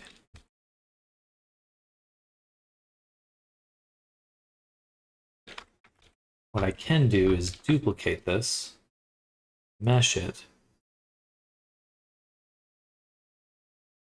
or apply it, then go in, take the middle, delete it, take this side, delete it, take here and here, grow the selection until we're right about here, delete it, select the boundary, loop, convert my selection, actually no, select the boundary loop, delete it, select it again. Delete the top here, boundary loop, convert, and delete. Okay, now we actually have this nice edge we see right here.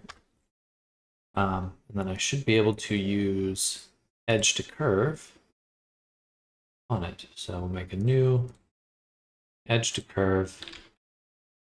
There we go. Easy enough.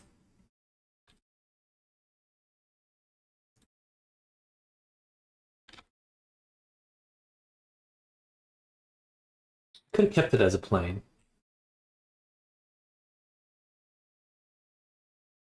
Oops.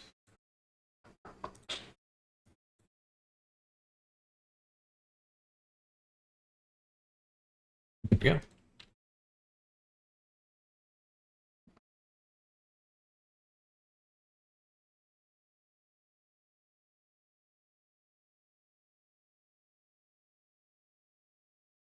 Now I feel like we've got the border. What we really need now, I don't really want to make these clasps here on the top. I think they look kind of doofy.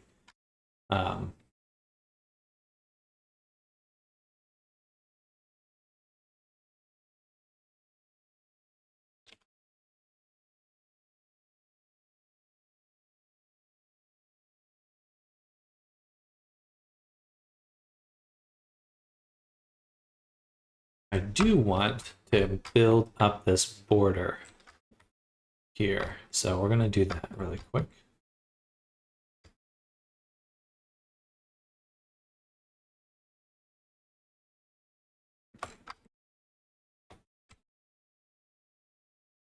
Yeah, it's not going to work how I think it's going to. All right, let's make the straps. Do a plane.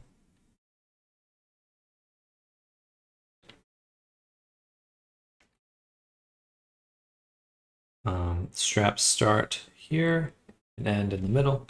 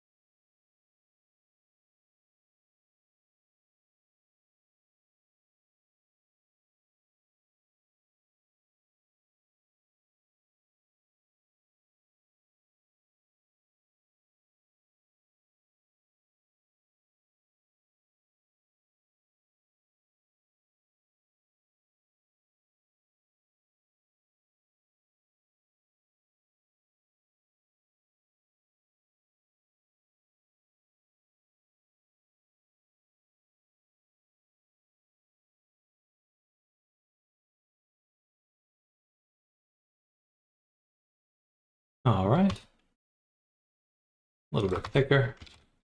Now we can add a solidify and a mirror.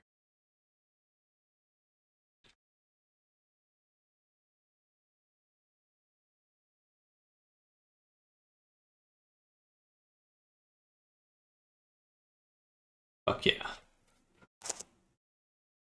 Looks pretty darn good, if I say so myself.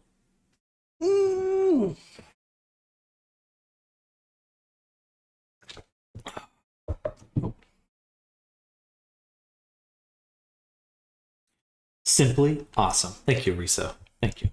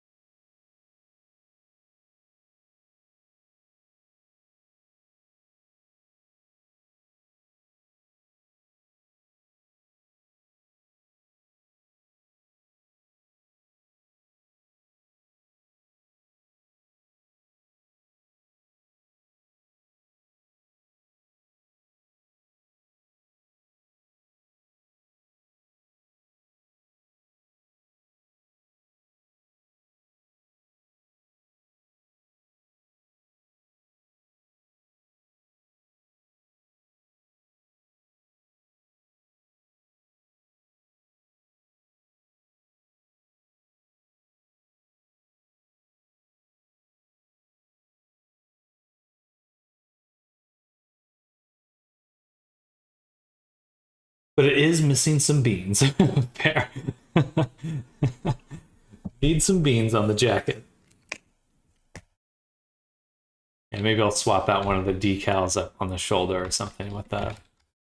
Something more paw related. I do want to get this beveled look, so we'll go ahead and make that. Yeah, I'll get rid of the solidify.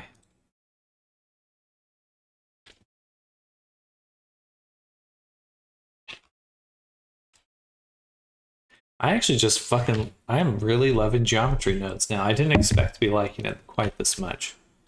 But now I feel like I just have so much more control. It is better than modifiers, obviously, but I really feel like I'm just finally hitting that appreciation for it that I didn't expect. I just need to start saving some of the work I do so I can reuse it a bit better.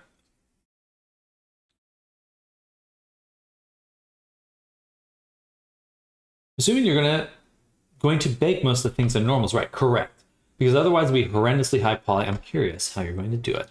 So we already have a really solid start for the low poly in our jacket, because that's the multi-res, right? We started from a low poly, so we'll be able to extract at least the starting point for our low poly from the jacket itself, and then it will adapt some parts of it. So the bag and stuff, probably the edges will need a lot of touch up, but almost everything will fit in the cage that's the low poly, or in our mesh here. Almost everything. And almost everything is really flush to the surface. So I don't think we'll actually have that much geometry. Still missing beans though. We'll get them. We'll get them in.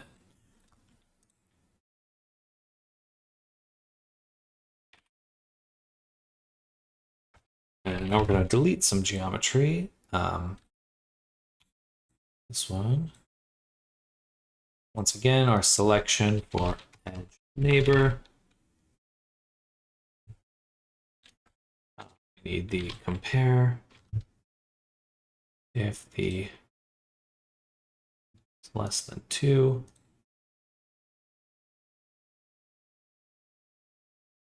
We can delete it.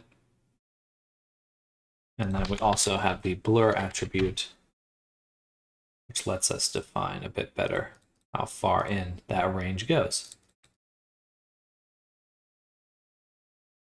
Very handy stuff.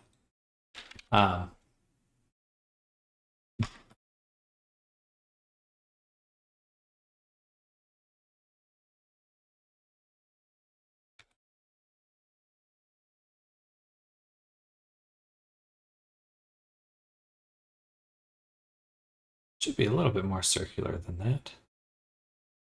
I guess this edge right here necessitates it being. Okay, we're gonna take this.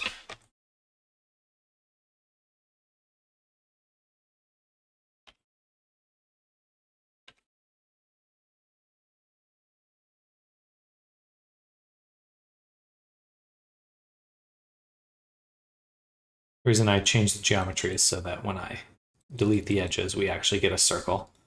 Unfortunately, that was not what was happening. Okay, now like this right here, edge neighbors. I want this to be its own node because it's just so useful. So what we'll do is we'll take the iteration amount and we'll say edge select range. And we'll go ahead and save this. I really should just save this node as its own thing. We'll call this edge select. So now I can just have a node I can reuse at any time for that selection. Now I need to start doing this more, saving these into my own library of GeoNode assets, because I'm finding that I am repeating a lot of the stuff that I'm doing here. Actually, we're going to go in one more time too, and we'll do a Boolean math not, and then a switch. We'll be able to take our selection, which is a Boolean, right?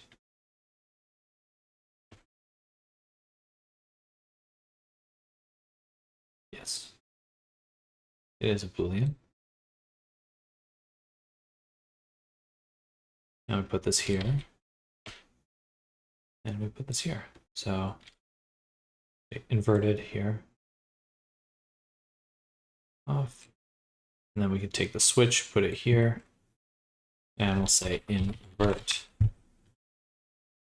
Guess who started on the next upcoming next game of 2030? Not me. I'm learning how to make games though. Hey, I'm hyped for it. Ooh, that's awesome. You should be learning how to make games. You know, VR chat itself is a great place to learn how to make games because you can share stuff with people right away.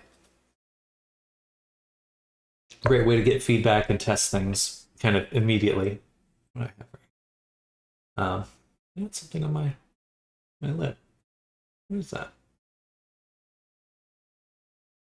Using lots of VR chat assets from friends. I'll be right back. It's on my lip.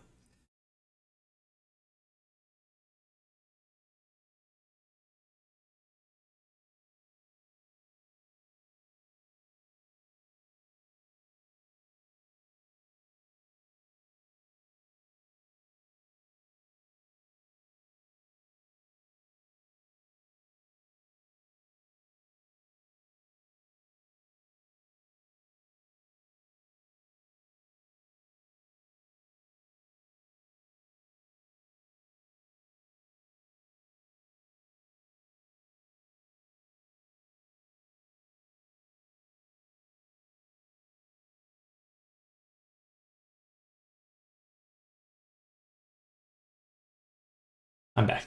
Yeah, controller binding animations have me stumped. They suck. Animation stuff really does suck. um,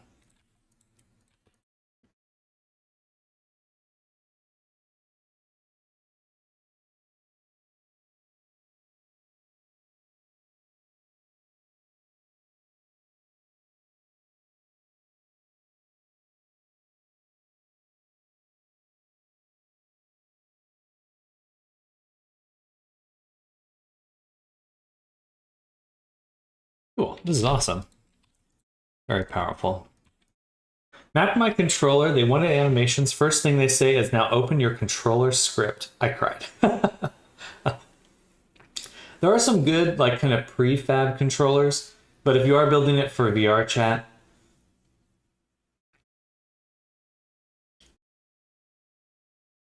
you can make some simple stuff, but it will take some learning. Because you will have to use Unity's built-in animator system.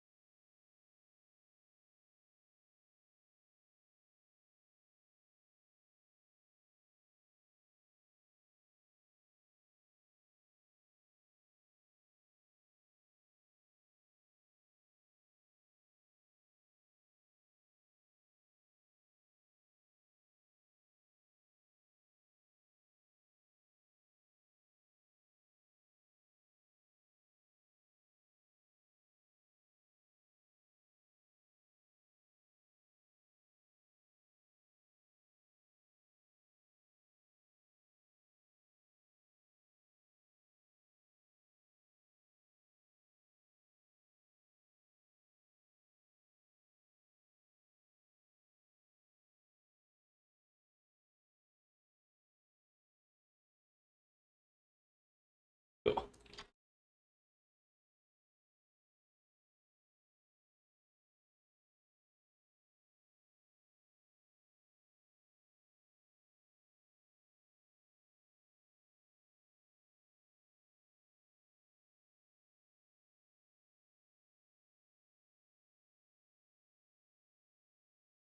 I'm building it for friends. It's gonna be a 4-player boss battle with like Aincrad. Each boss you beat, you'll send a tower to a new terrain. That's super awesome. I really wish you well with that. I would be happy to test it out whenever you get around to it. Get around to testing. And I wish you well putting it together. I'm sure you're gonna kick butt. You're gonna be a butt kicker.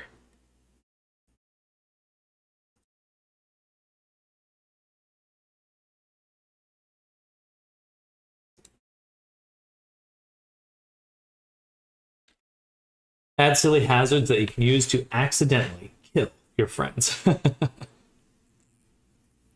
Can't wait to make an AI for enemies. I really do have something on my lip here. Where's that? A little red spot.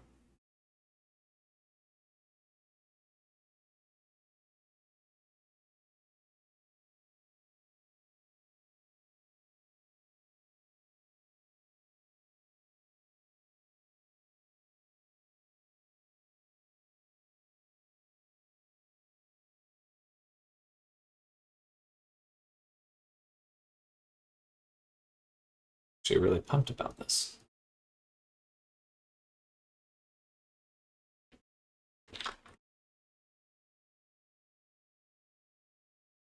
Hey Sam, clothes looking awesome. Is that Cyberpunk? Yes, it is. Hello, Ori. Welcome. Yeah, we're doing a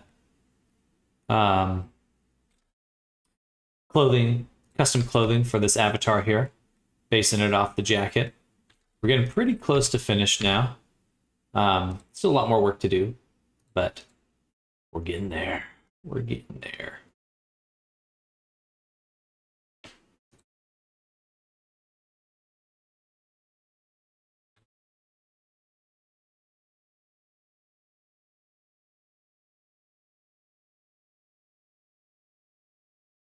How's your day going? Hanma was telling us about the game that they're making.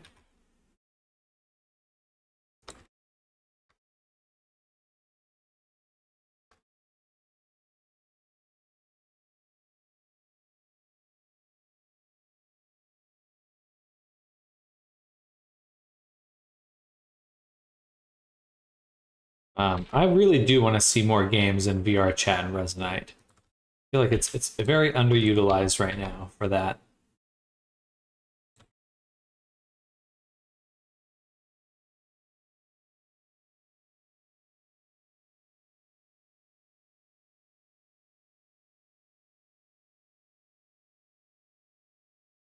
Not a lot of good games in VR chat.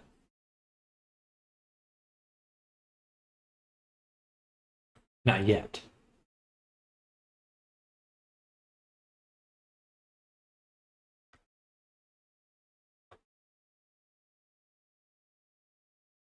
Well, I haven't played too many, to be fair. My experience pretty limited. And Ori, yeah, wait, you made a world, didn't you? Or someone made a world.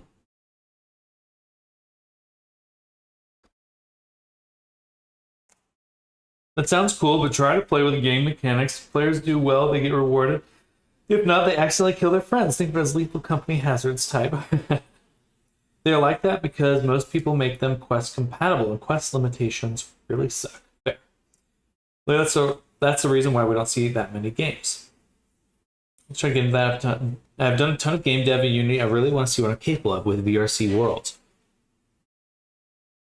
My first game, so I'm not going to add loot or rewards, just 4 abilities that are practically spammable, along with a light chain and heavy chain combo. My friend's making a full-fledged game. Nice. Nice. All right, well, one thing I do want to do, and this is inspiring me, it's a little different. It's not VR chat, but in Resonite, we do have the ability to make games quite easily in the same room, working side by side with each other. That could be a very cool place to kind of experiment with making games as a community. So maybe I'll give that a shot at some point. I love VR chat, but the ability to sit in the same space and work at the same time could really speed up some game design game dev projects. Does it sound like a fun way to game jam? Absolutely. Absolutely. You get a test right away. Yeah, I'm super into the thought. Super into it. But you do in VR and desktop because I can't work with my headset on. You can do both. In fact, in Resonite, you can swap between desktop and VR at any time.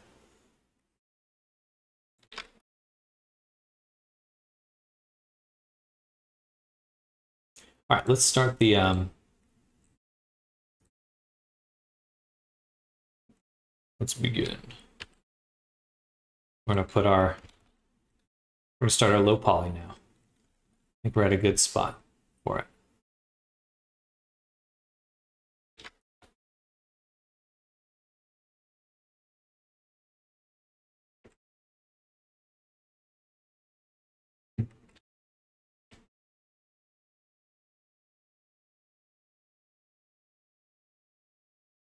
So what we'll do is take this and duplicate it, send it into the low poly, hide everything else.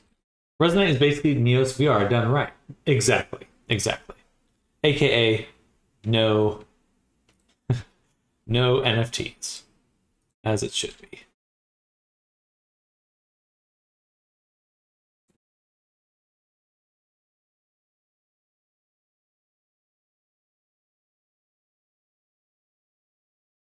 I could get it down to 3,000, but I'm feeling that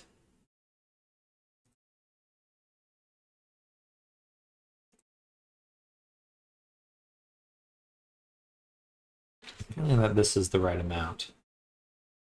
I think the NFTs were promising, but it got filled with so many scammers, delusional people that it was never taken seriously anymore. I think the core cryptography stuff, that may have some applications, but yeah, it definitely got diluted with just spam and stuff. I'm gonna get rid of the solidify for now as well. Turn on the jacket and panels again. And turn on retopo. Okay. This object. This literally is going to cost millions of dollars in the future. Literally, someone who doesn't know how the market works. The worst mistake anyone can make, no matter what experience, is to try and predict the market.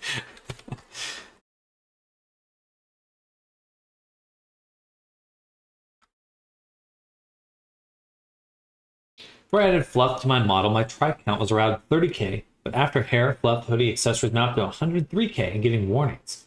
But my model is nowhere near as detailed. A lot of things that my usual go-to some other furry avies I've seen in VR chat, what is a normal poly count? So really the normal amount just comes down to your performance ranking. And that depends on kind of your concerns. So if you're in a room full of, like, let's say max amount, 30 to 50 people, it's like you do want to be wearing an optimized avatar. If you're just in a room with 1 to 3 people, having a very poor avatar probably isn't an issue. It's just when there's just the amount of people that are in the world and the size of the world. But in terms of ranking, 70,000 is the upper bounds for ranking. As soon as you pass 70,000 for your account, you are immediately in very poor territory. So I'm going to paste that in chat there. But again, performance is a very relative concept. It in the sense of the different contexts means different things for performance. So I would say you probably okay with a very poor avatar. Most people aren't going to say anything, but if you're in a dance world or an event, then it's going to be a concern. Then you would want an optimized avatar. But yeah, you can have a good avatar with 70,000. So the upper bounds when it comes to triangles is pretty forgiving, because you can have a good avatar with 70,000. Now, it probably doesn't matter. Just take the poorly optimized shader. For example, it's not the same as 300k avatar with basic Poyomi material, and a 60k and 10k of those polygons are using a Poyomi pass shader. The one is horrendously poor performance. The one with 300k will not lag you. I don't know how I could possibly get my model down to below 70,000. Just adding hair and fluff spiked it bad, and it's not even that high poly. The dissolve feature, instead of deleting, dissolving, is usually what I use a lot. Like, just for example, just go in and dissolve these edges. You might be surprised what you can get away with dissolving. Usually the best candidates for dissolving things are teeth, fingers, claws, hair, but especially things that are hidden. If you have hidden objects, like for example, your hair tufts, any hair tuft that goes beneath the surface of the body, and there's extra geometry in there, just delete the geometry that's not going to be seen. And that will already help a huge amount.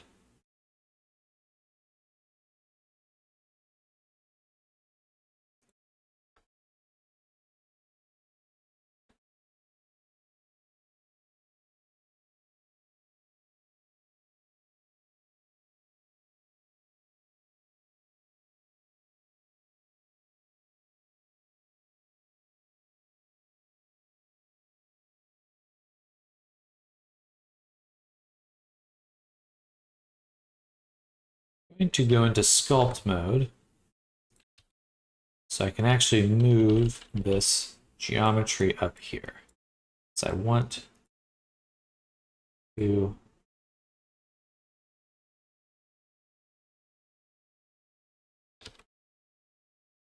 match this edge along this thing.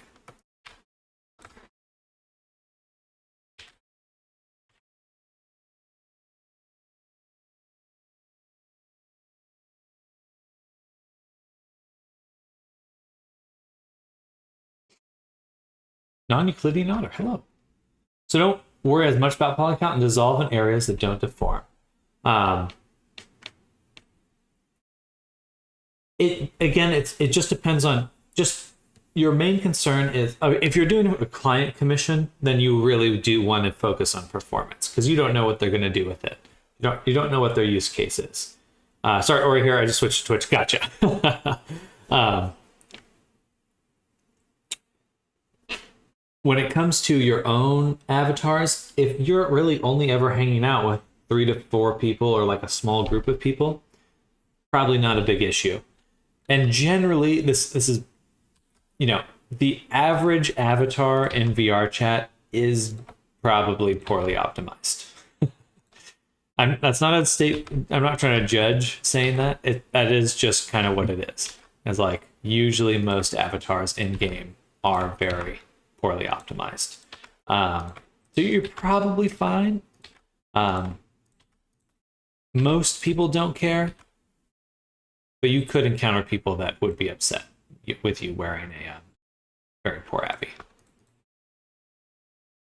Which, again, kind of understandable as well. Don't feel ashamed to say that most avatars are very poorly optimized. Yeah, there's not, like, and again, most of the time, not an issue. If you're in an event, though, around a large group of people, then it absolutely is a concern, because then you are preventing people from enjoying the game or experience or whatever. But if you're just hanging out with like a small group of buddies, you're going to be fine.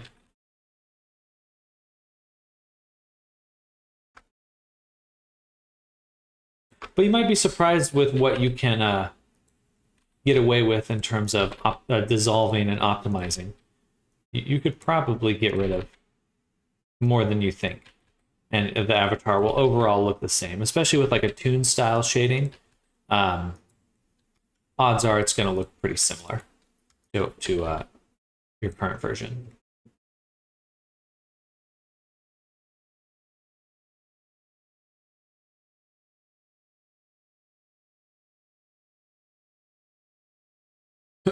I'm going to bake the high poly to the low poly. I'm aware of how to do this, but I've always struggled to get really good results. I am going to do that on stream here. So that right now I have my cage, or sorry, the low poly that I'm making. And then from this, I'll make a cage as well. I think this is already UV unwrapped. No, it's not, but it'll be easy enough to do. We had 248 megabyte avatar with billions of counts that doesn't crash people. Just people stop complaining about my main Abby. Did manage to make the high poly fluff on my Abby's wrist. Going to mess around with the Polyami shader and see if I get a look. I like, well, good. Look forward to seeing what your character turns out as. Half the polygons and particles don't even have a toggle and are turned off so the count's high, but they never see it. Yeah, there's a... Yeah, most performance metrics, especially for a VR chat, it's all kind of like a rule of thumb deal. It's like it's all generalizations. Generally you want this, generally you want that. For the most part, it's gonna be fine. I'm going to delete this section here.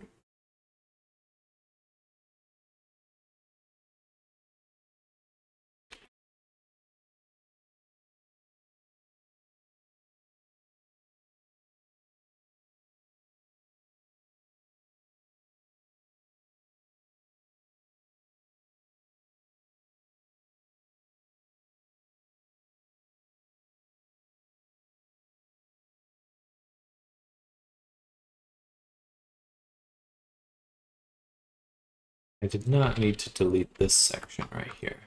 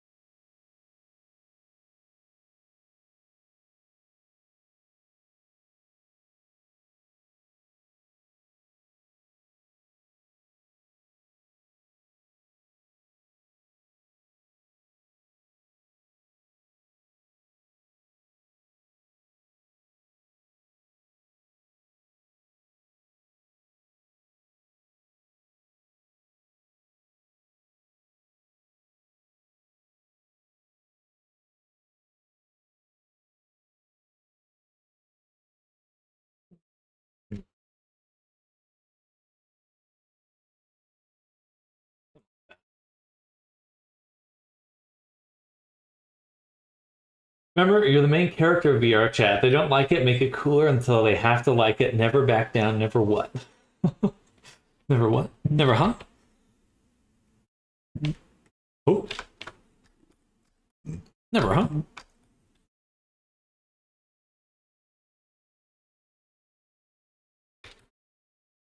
I wonder if I could. We were talking about making shrink wraps. What if I just turn this off? Made a new collection. We'll call this Cyber Jacket HP Merge. And inside it, we'll make a cube. And we'll call this Collection Merger. And we'll just get rid of the geometry. Collection info. Take the collection. Move it over here, say relative, and say realize instances. And then grab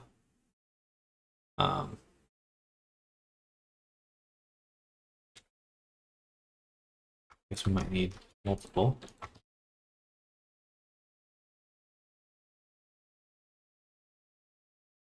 In this case, we'll grab the jacket, and I'll grab the panels.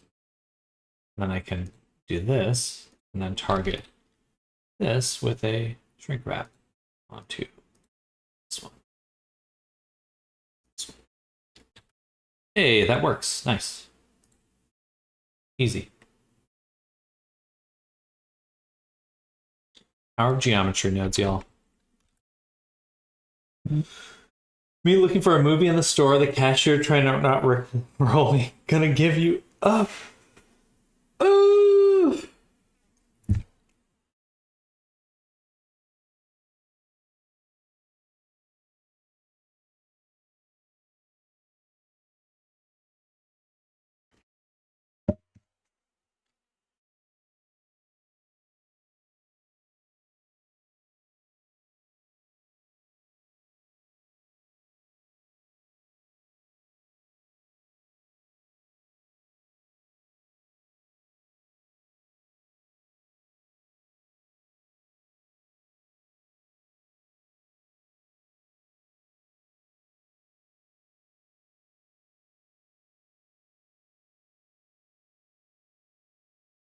This is going to come out really well.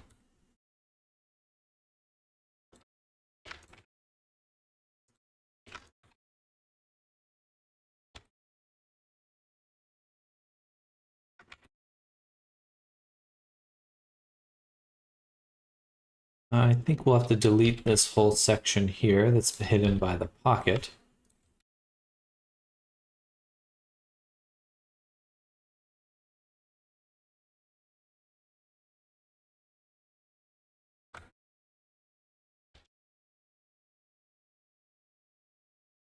That's okay. Actually works out really well with this spot. Or, no, I should not have deleted it. What I should have done is just extrude it.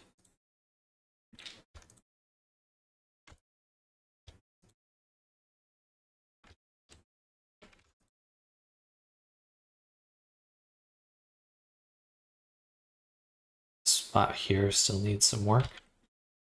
Yeah, we're gonna extrude it onto here. Like that. That way I know what pieces should attach to what pieces.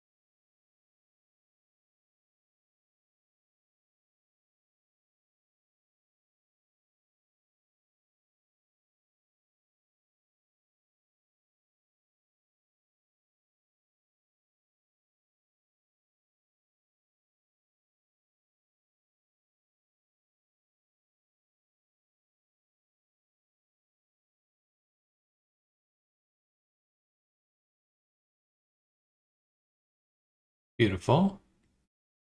Good stuff.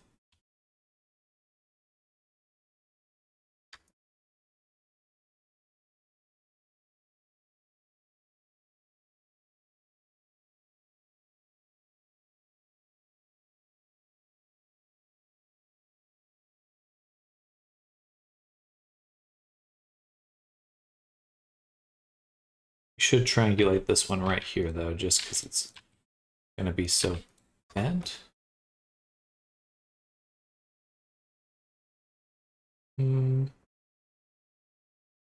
Figure that one out in a little bit. But we can, of course, add a cut.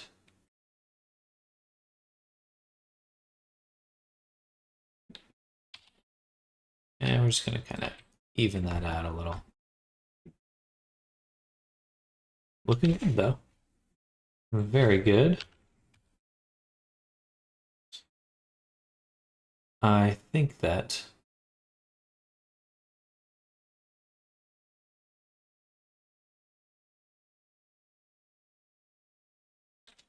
this needs a cut right here.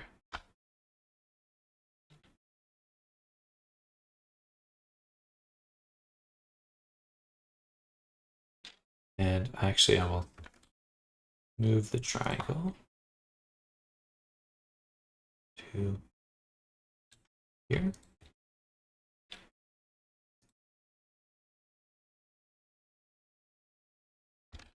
No, that's fine. Triangle here, here. A few triangles. Few triangles.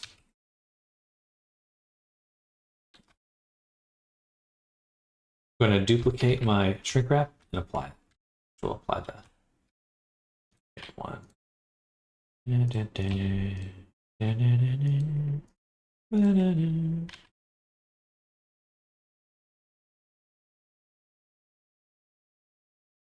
Put all the vertices in the middle of the zipper.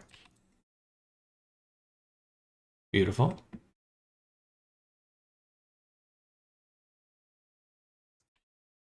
And then select the zipper, indent it, line these up on the edge.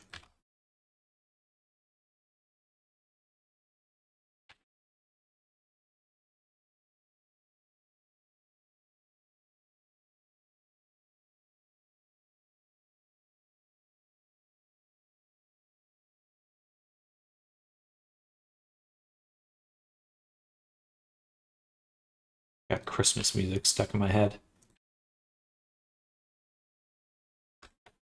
The worst. 6 months too early. As far from Christmas as you can get. Actually, I guess that's not true, but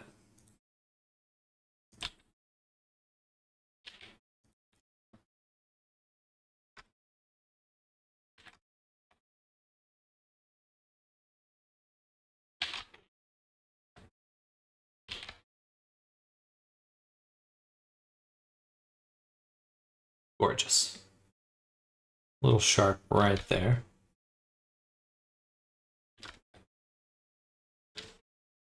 That's okay, because again, it's this edge. We're gonna make a zipper with beautiful. That's gonna look super good. Yeah, yeah. And then need to clean up this spot. Yeah, yeah.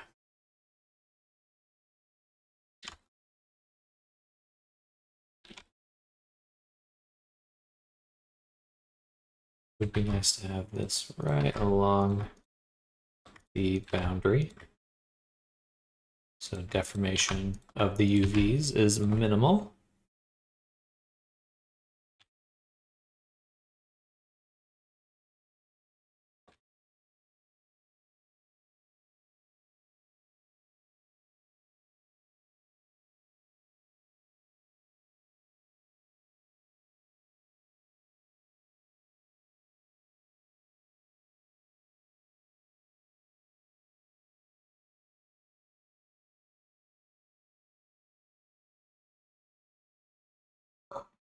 Excuse me.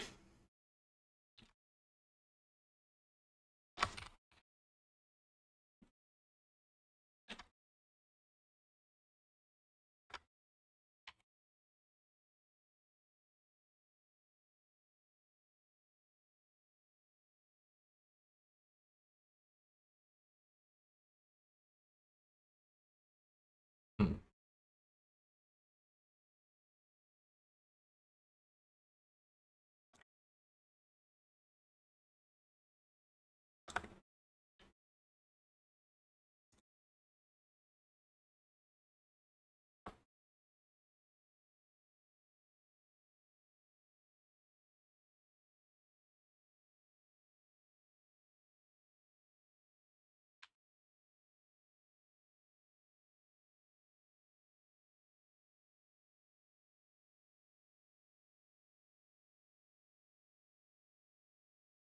That spot kind of sucks right here. I'm going to rip this.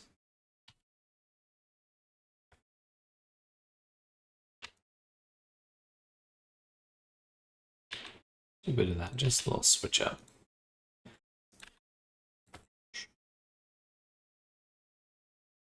Yeah, that looks good.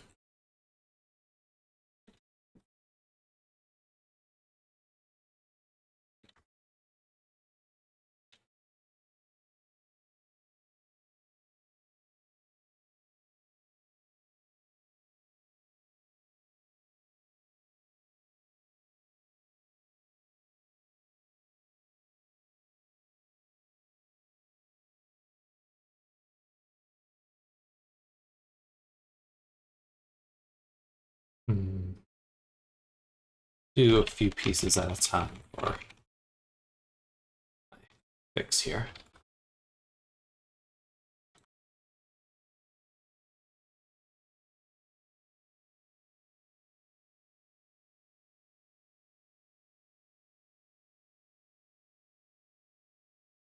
Good.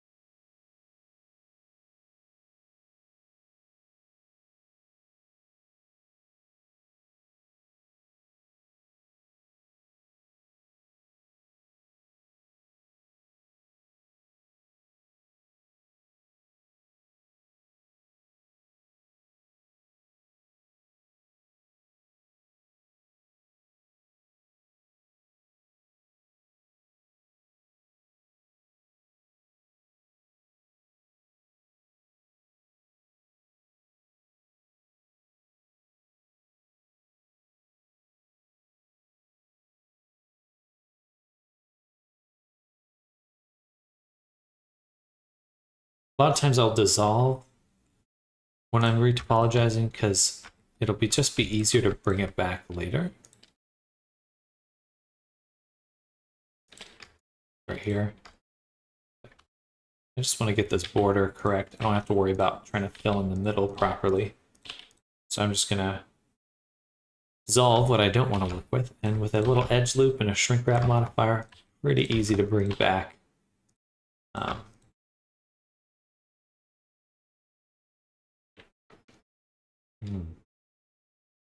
Spacing this properly though.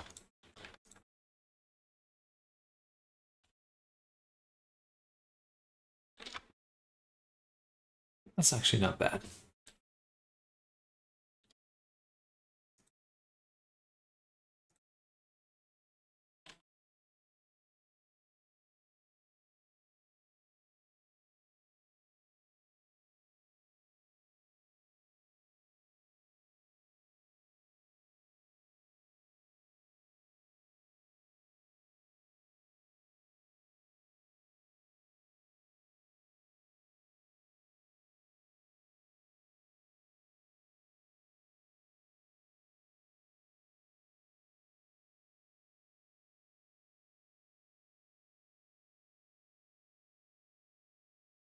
All right.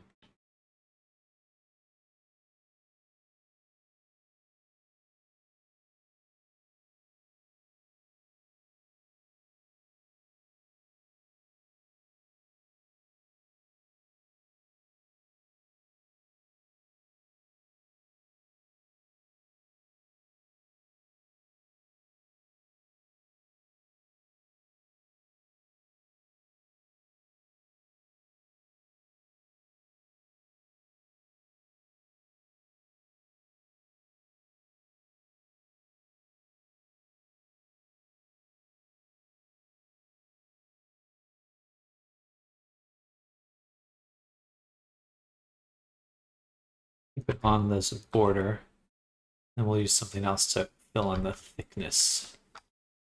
It's right there.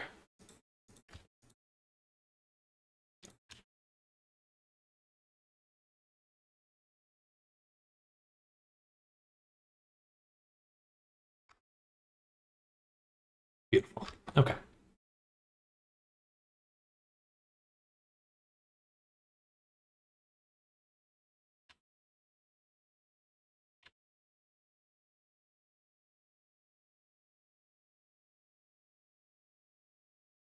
We got a nice border here too.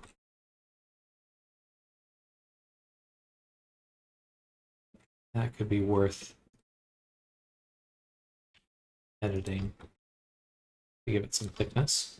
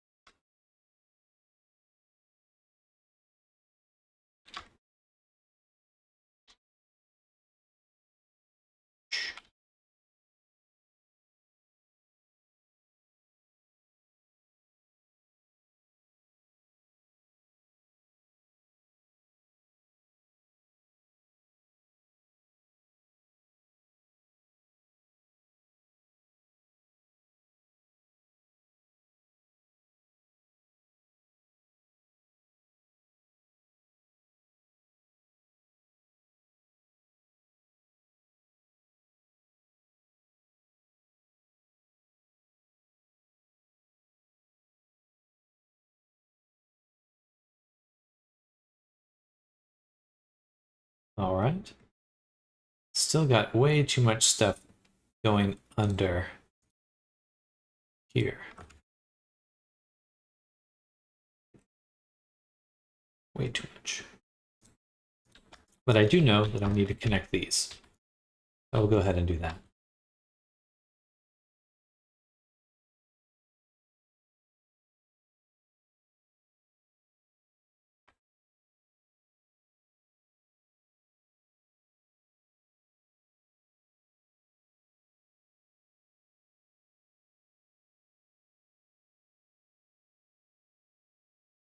Cool, coming together. I'm gonna go to the restroom really quick. BRB.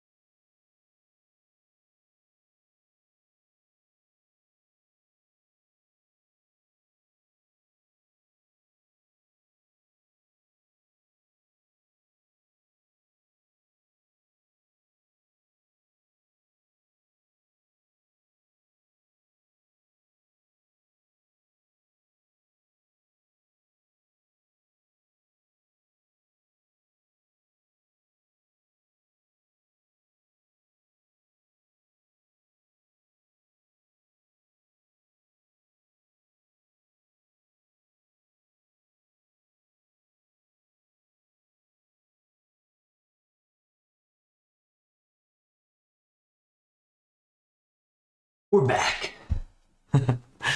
I'm back, ready to attack.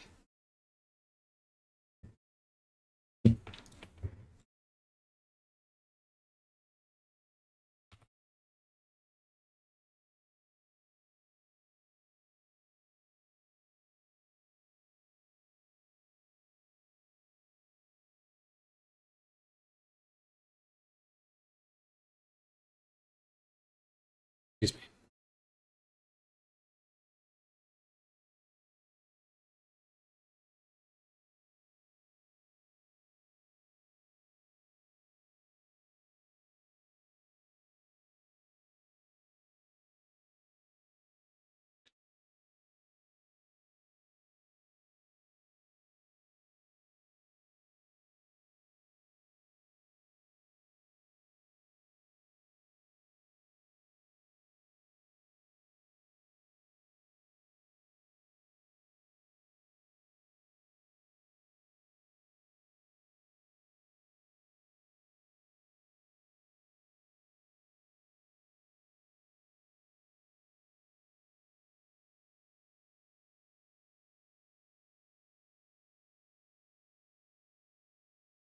Some things shouldn't move right now.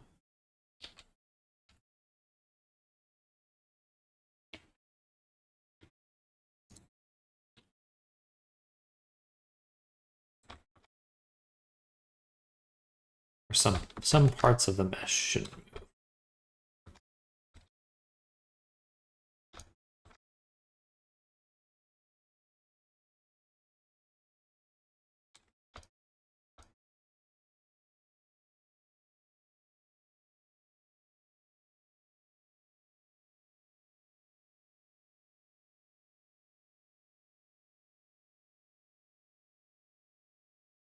Okay.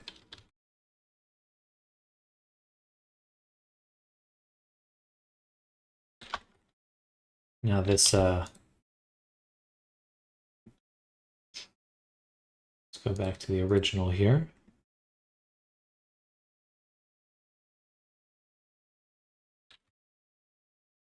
This guy should be attached to it a little bit better.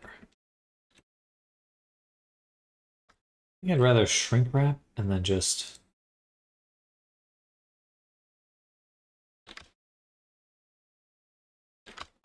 use the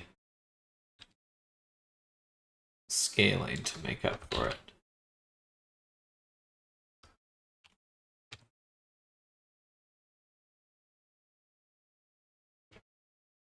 Yeah.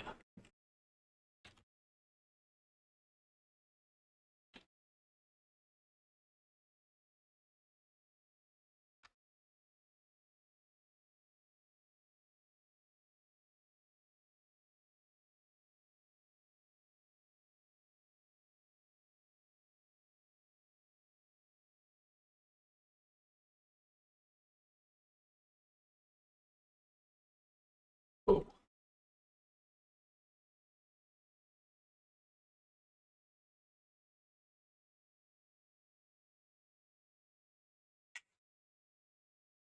Not quite.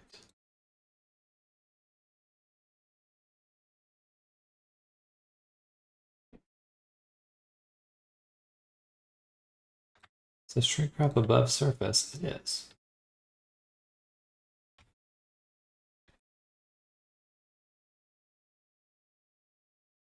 Why does it suck so bad then? We'll give it just a modicum of loading.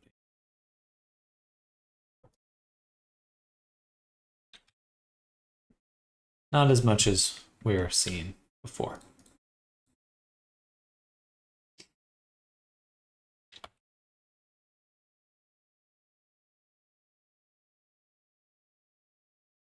Now, I do kind of want the actual topology to follow these sections,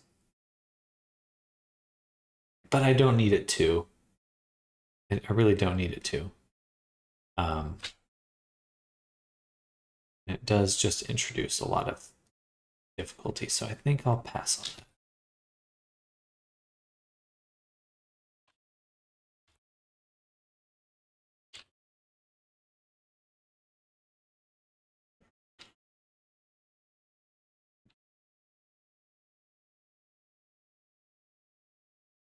we'll just close this up as best we can. All right. Now, initially, this geometry right here went around and over.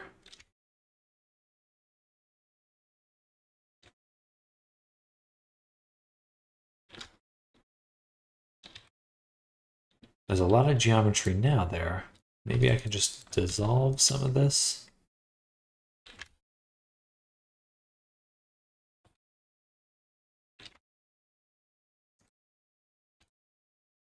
At least dissolve one. Just one. Even that does help quite a bit. Oh, I'm hungry now. All right, we got another 45 minutes and then we'll be calling it for lunch, per the usual. Now from here to here, got quite a bit of geometry. Some of it I think I can just move down the back. So we'll do some cuts here. Take this section, extrude it. And yeah, we'll say 2 at least.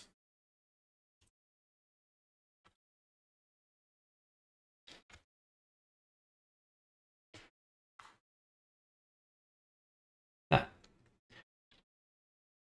Want to balance out some of that.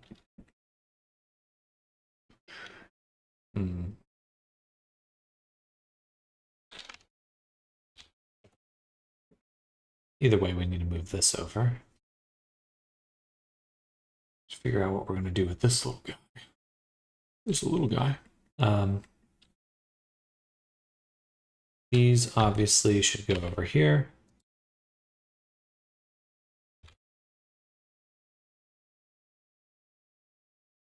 Bam.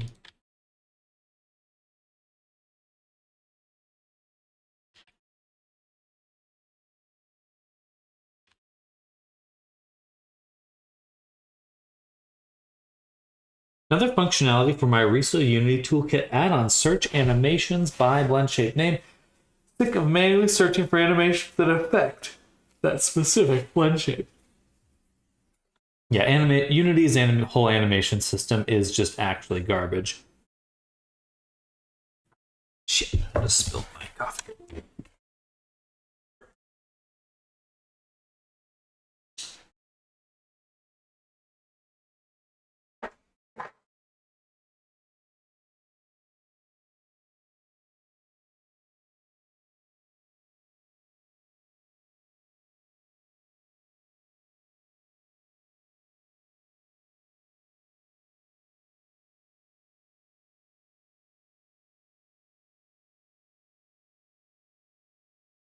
Coffee pal. One drop right onto my tablet. It's probably fine. I've spilled worse on it, but we'll flip it over and let it dry.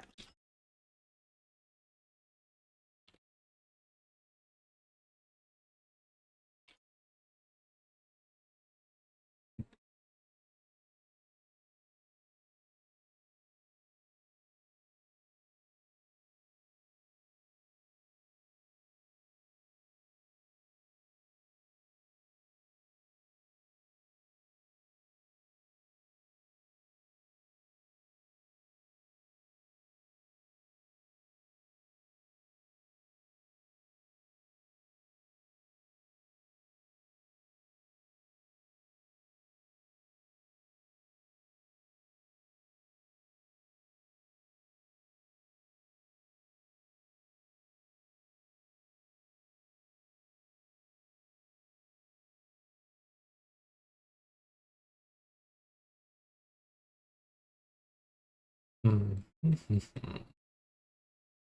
gonna run one more cut here.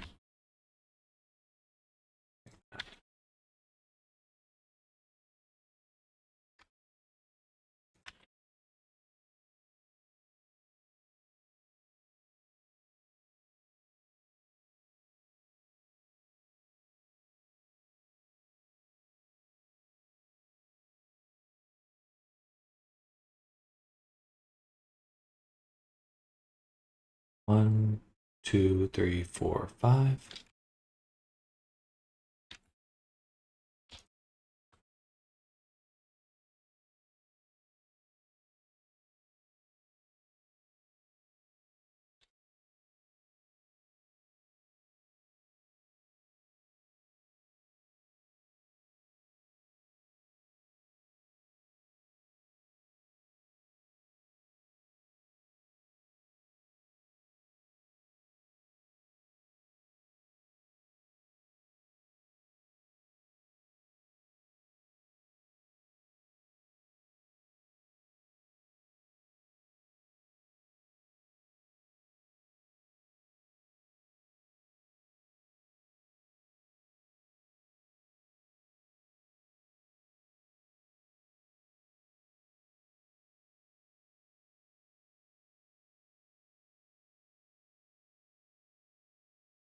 Suppose I could just dissolve this one.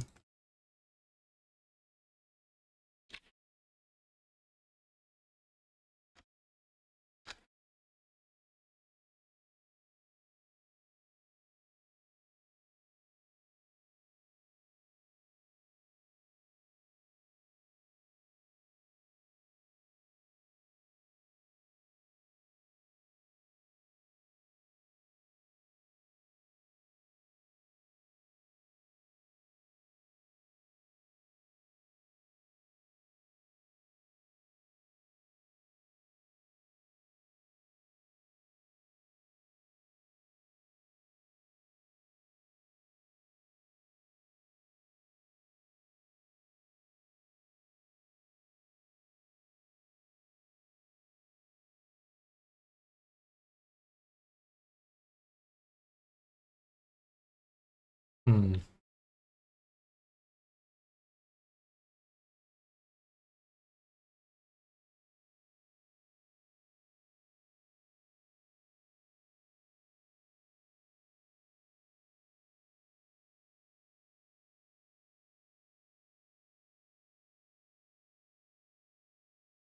Wait, that's why. And solve. Yeah, like that. Okay. So now this goes there, this goes there.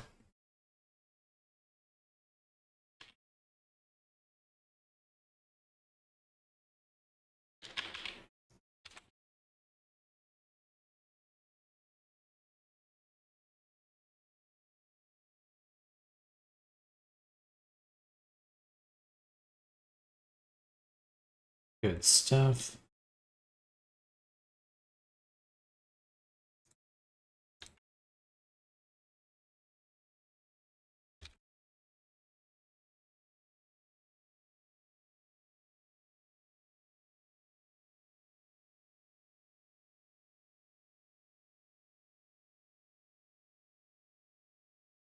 Okay.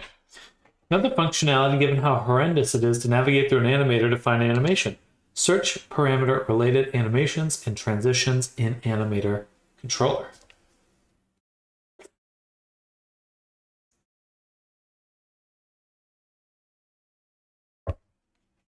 I think the animator itself just sucks dick. Sorry, that was callous and lewd, but it is easily one of the worst parts of Unity. It is really bad. Like it has needed an upgrade for a long, long time. I just don't know. That'll certainly help. That will certainly help.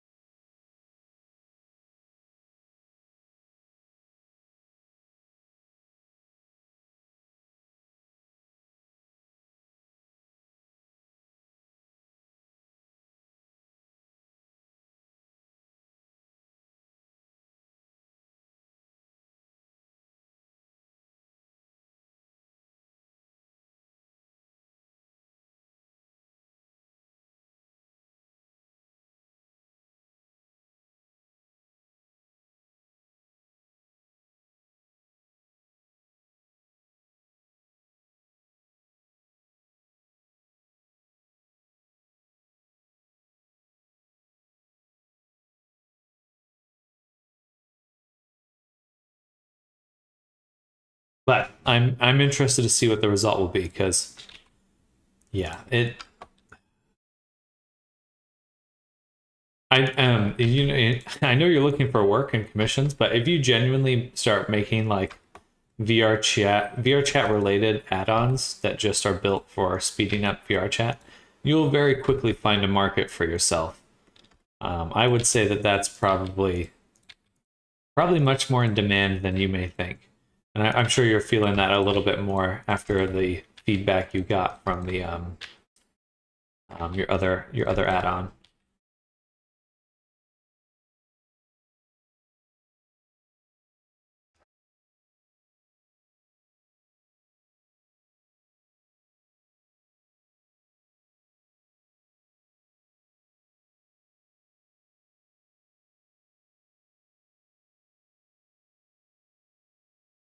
Leave, leave it so. Chances are we'll work on that after I finish this commission.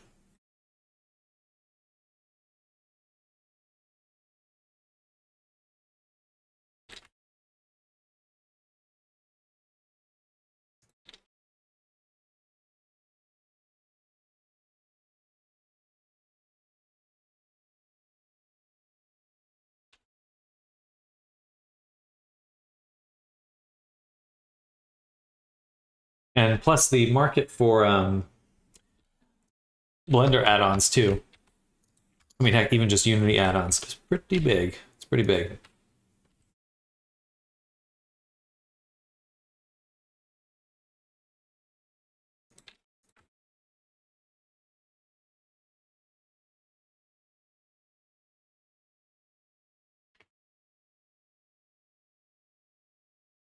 I will first just extrude everything.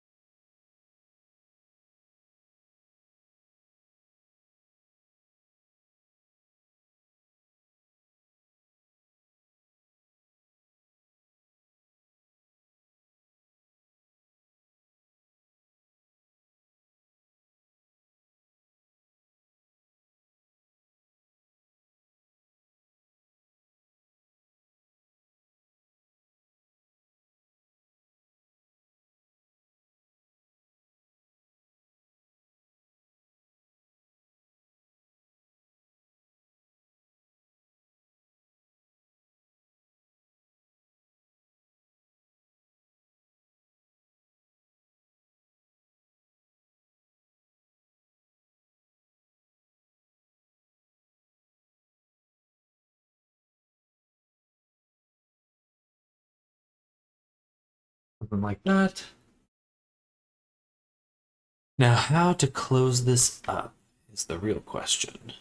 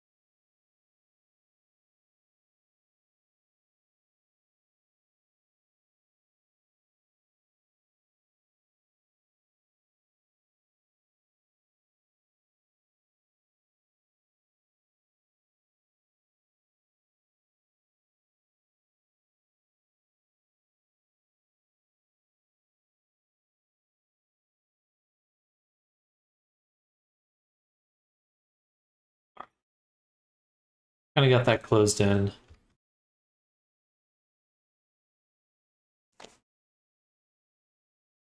Time to loop it and triangulate. Hello, Windswind. Hello, hello. So the cage is basically another retopologized version of the mesh. This one is the final one, which will have the normals baked into it. Correct. This is the one that will actually go in game, and is the canvas for the baking. You know, it's a bucket. That's what will contain the bake. And the cage is just a. Don't use the multi-res one. I'm building this out of the multi-res one.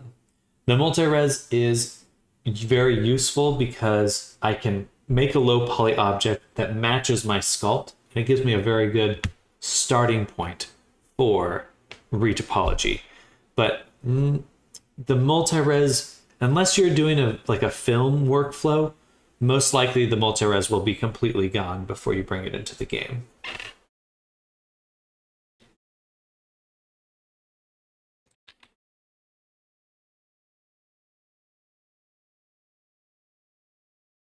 Refined workflow, I love it. Yeah, exactly. Just kind of, it's very useful to have as a starting point, but honestly, most modifiers don't survive till the end with a game dev workflow. I kind of like retopoing. So. Me too. It is very fun. It's kind of relaxing, meditative, but also hello, Winswing. Welcome to the stream. Usually I'm working on some sort of VR chat avatar related project, or at least a VR related project. And today we're making a cyberpunk jacket. So I did the sculpt for this character. And it'll go with this casual outfit. We even got some cool shoes that we've already retopoed. But we're just in the process of kind of putting the final touches on the low poly.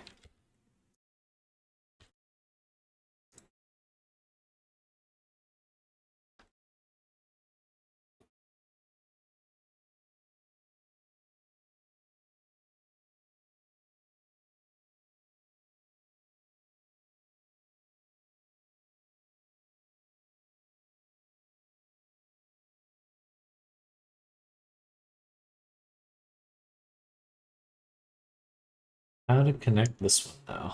It's an interesting little spot. I think we'll try doing something like this.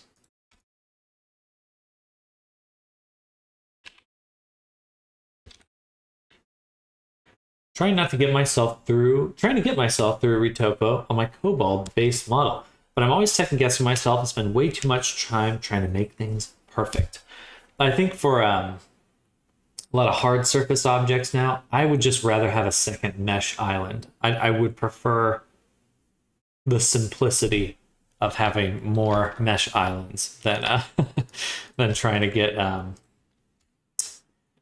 trying to make it work some other way. I need one more over here. Let's actually go the other way. Do this.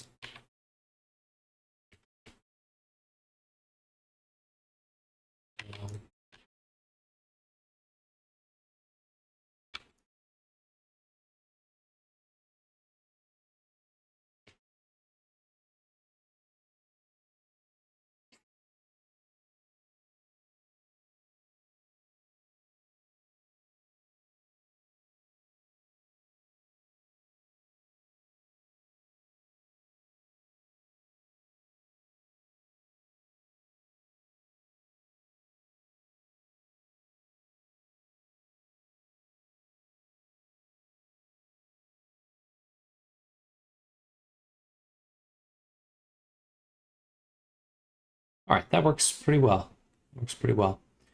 I put a little bit more geometry down this way as well. In fact, this stretches a ton, so why don't we get rid of this? Cut, paste.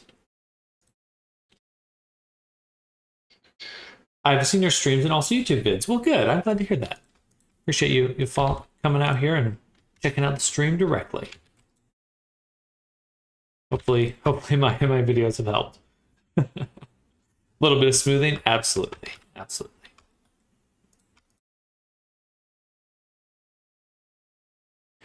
This way I want. I prefer you to use sculpting for smoothing because they have the slide relax brush. It's perfect. It is really good.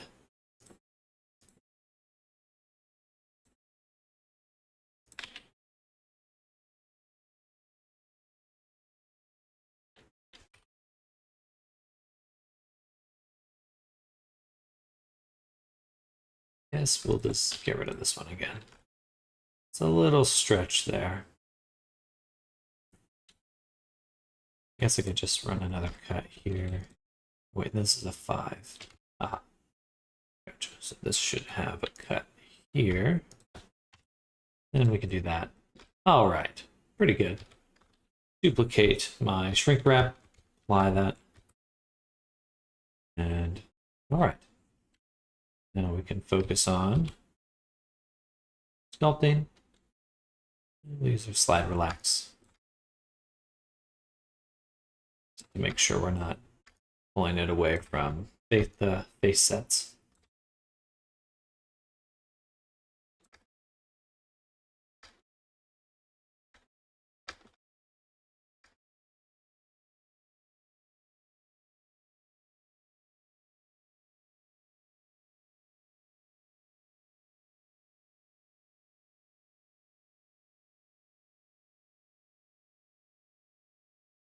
Somewhat even. I don't want to move any of that.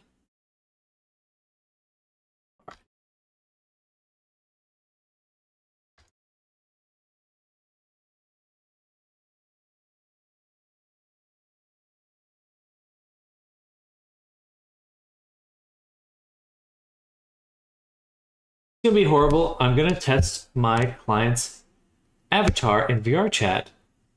My client's avatar. It's midday. The sun is hitting like a truck. My air conditioner broke. Wish me luck. So help me. I'll use my headset. Gonna become one with your headset. 285 pulls though. They feel so disgusting. Yeah, I try to avoid them. I'm okay with triangles though. Triangles are fun. Posted a whip in the Discord. Creative advice channel. I'm just gonna smooth that. I'm gonna have to reapply some portions of this, but I'd rather just get the mesh evenly spaced first.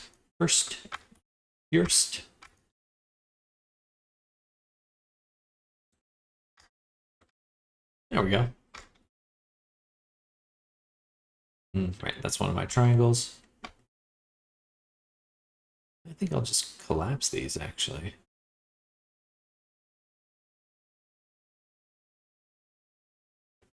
We'll come back to that.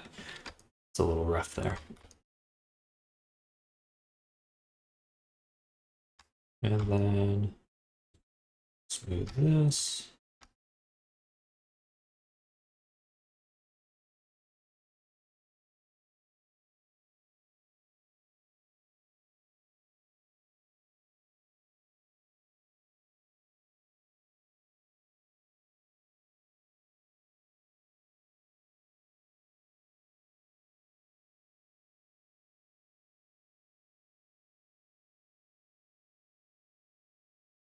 It's okay. We're gonna have a little bit more geometry right there. Right at the end. Cool. Alright, pretty airtight. Pretty airtight. Let me check your message there, or a post in the Creative Advice channel.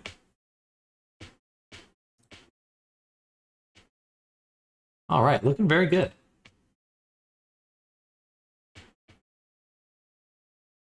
This is where I'm at with my retopo so far. But I feel like I'm second guessing a bunch of stuff, particularly the edge flow around the butt. And I end up spending way too much time to get things perfect. Bit of OCD. No, absolutely. The how to get the correct edge flows is definitely difficult.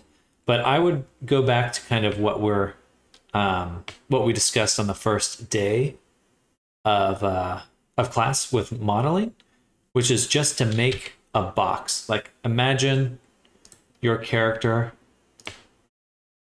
like if you could make a box, just a box modeling around the whole character, that's going to give you the best start with your retopology, in my opinion. So, you know, you just box out this part, something like this, box up to here, and then box model this. Maybe have a hip, boop, boop, boop, boop.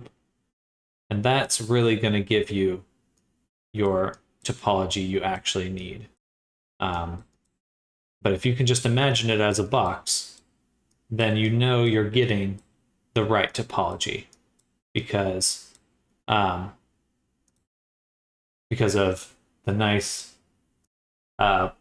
relationship between a square and a subdivided circle. But my quad topology that gives me some ideas. Yeah, I think if you, because once you have the general shape, like the big shape, then you can go in and refine certain parts. And that's kind of what I did here, because I had my multi-res that I started from, and then I'm adapting that really nice, easy to unwrap shape for the pockets, for these shapes here. But generally, it still holds up to that box modeling base, allowing for really easy unwrapping and just good quad edge flow.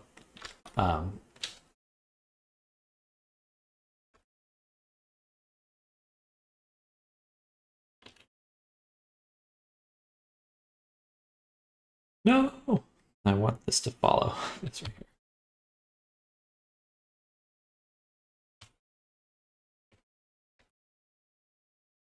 Oops. I wish I could have the retopo view in fucking sculpt mode. That would be awesome.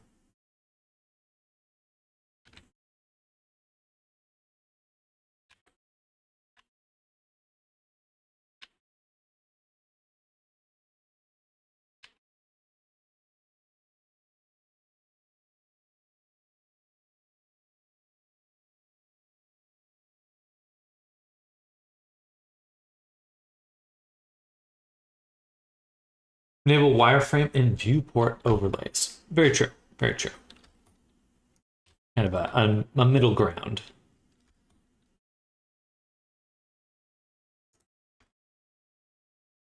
Mostly just, I just want a button for it. I just want a quick, easy button for it. I guess I could quick favorites it. Maybe I'll give that a shot next time. Now this corner here does kind of suck. So I think we're going to redo this part. Right here is fine.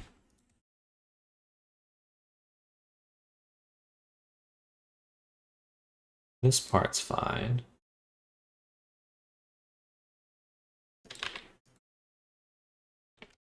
Yes, it is actually as I want it. Just need to think of this here. Yeah.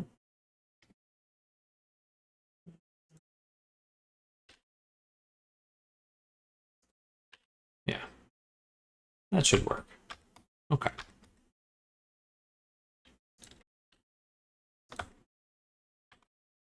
This needs to be fixed right there.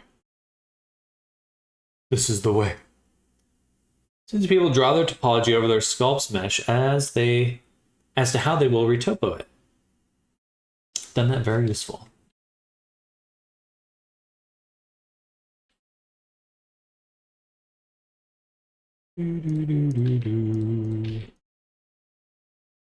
Ba ba ba ba bo.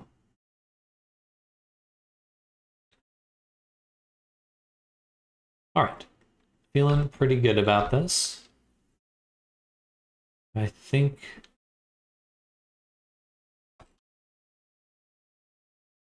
that we'll go ahead and start on the interior. So to start, I'm actually going to back up, hide these two, go to my actual jacket, duplicate this, send it into scene collection by itself. Go down to 2. Yeah. Mesh this. then we'll take these edges here.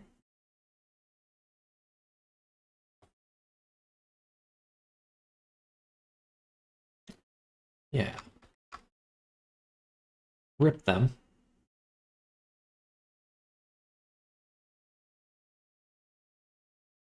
Take the outside. Oh, those should be ripped completely.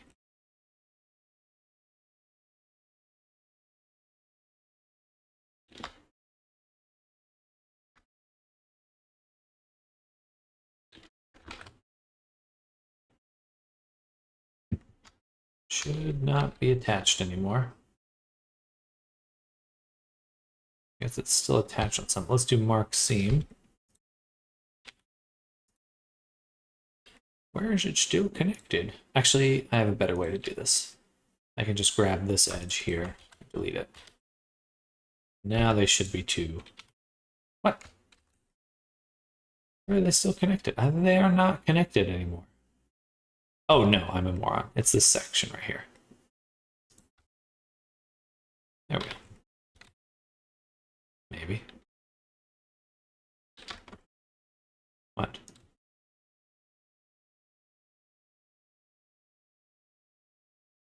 Oh, right. Symmetrical.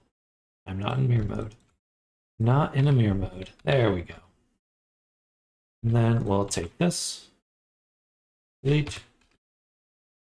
All right, and send this over to my low poly. All right, now we can just combine these two.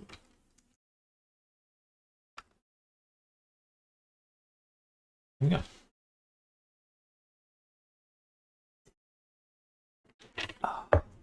The way to do in retopology is to make the start of the loops first, then to keep them in even numbers, especially 8, 10, 12. 8 and 16 are my favorite. I like anything starting with 4. Technically, yeah, 4, 8, 16, 32. So sometimes model's not symmetrical, then again, depends. I just don't like any loop, any circular element should be an even number.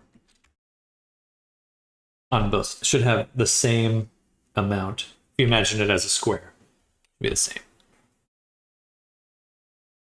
If you have a loop of 12 or 10, technically it's not even. If you try to map it to a square.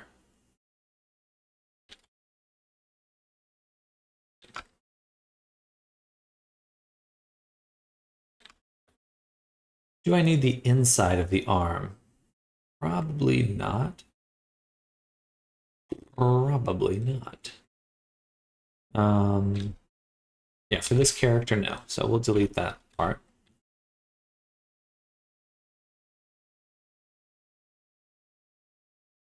Take the whole jacket itself.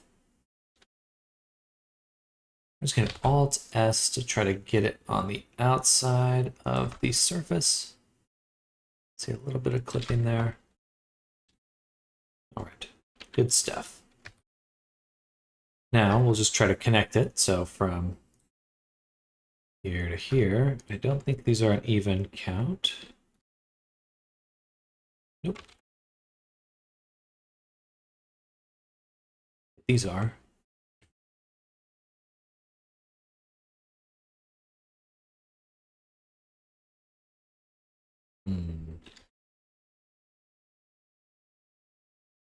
Oh, we're gonna get spirals.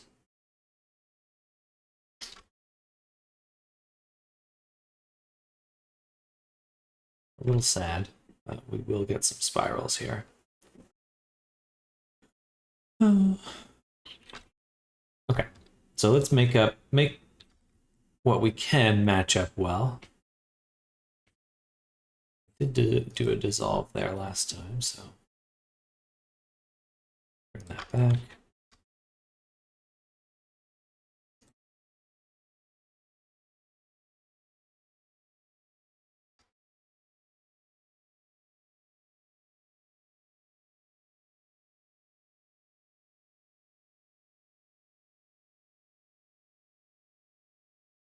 use any other 3D software before Blender. I did a little bit of Maya.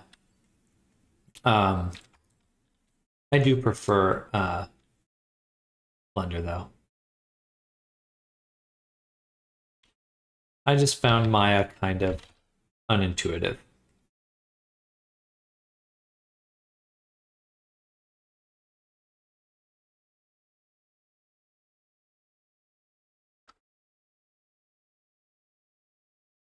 Oh, I guess I used Sculptress, the ZBrush's free sculpting program. I did use Sculptress for quite a while, which again, good program.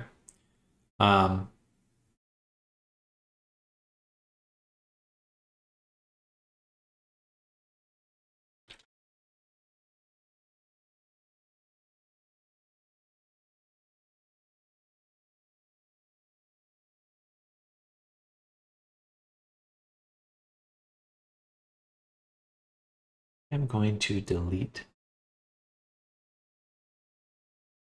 this. It's a little bit of cheating.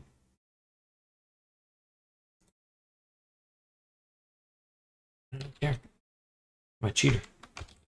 Do prefer Maya for retopo myself.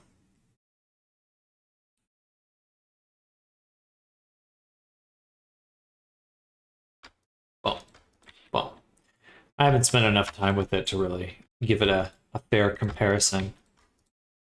I don't think I will either. I'm kind of already committed to to Blender.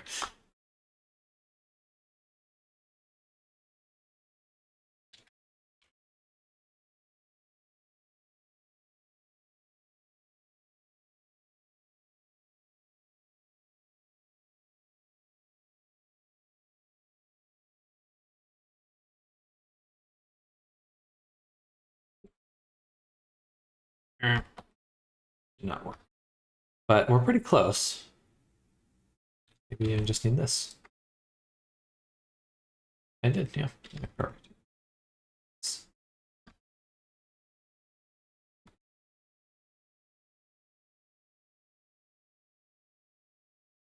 This will most likely not work either. Oh shit, it did. Nice.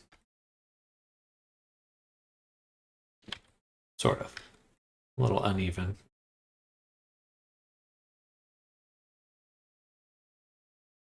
A little uneven.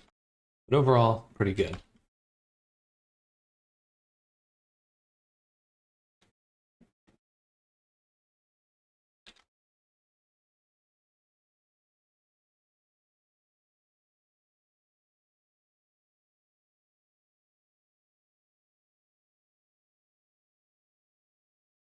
Hello, Shantriana. Welcome.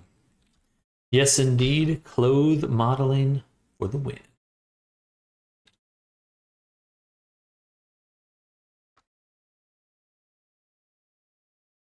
Does seem a little off.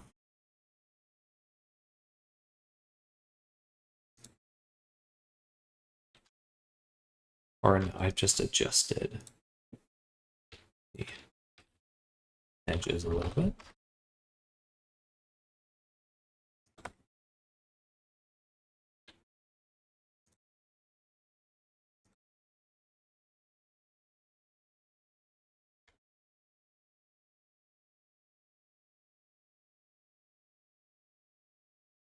How's your day going, Sean? What are you up to? Yeah, we're pretty much done with the modeling for or we're done with the sculpting. And now we're just going through, getting our retopology ready. Getting that looking sharp.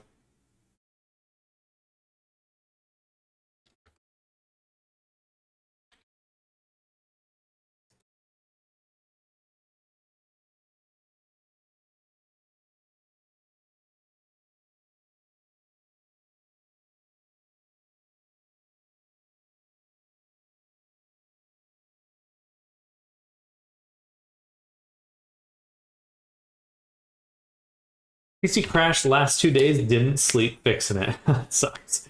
That really sucks. Knock on wood. Hoping to not have a feel like I've had my computer going for a while now. I'm probably due for an upgrade or something. But I hate having computer trouble.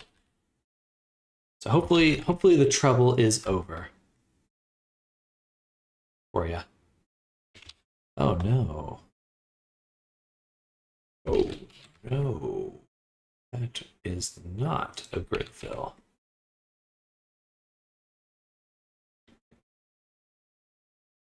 I thought I had a good grid fill, and I do not.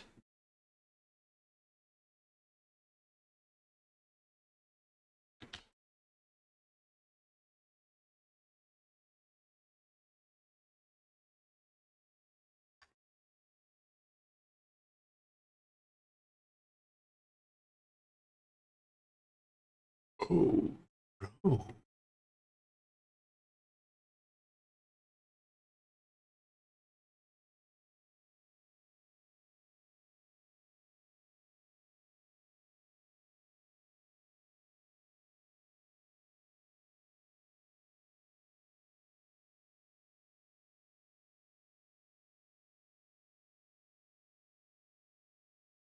I had to play Tetris on data location between SSD and HDD for now. In the future, we'll need a good, large SSD. I have enjoyed upgrading to the SSD. It is nice to just have it feel pretty speedy. I think you'll enjoy that upgrade as well.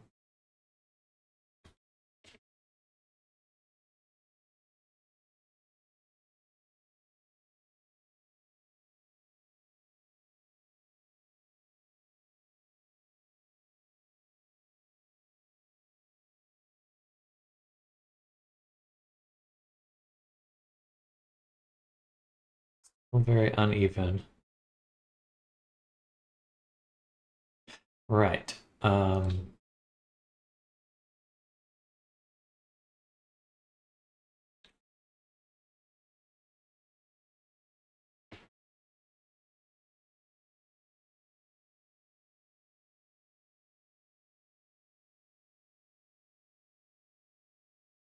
Better. Yeah. Can live with that.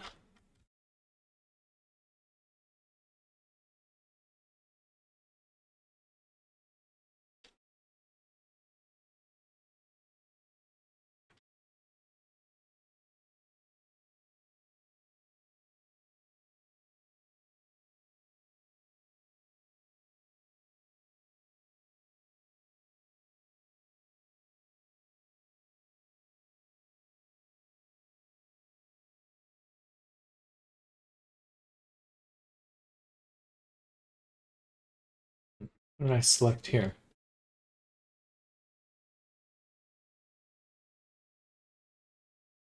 Select one from the other side. Why is it so busted?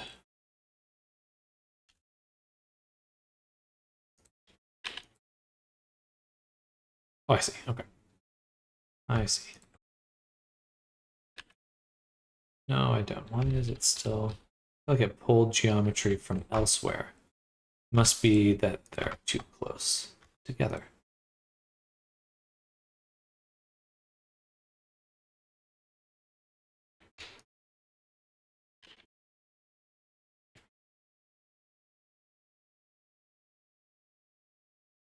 You stretch.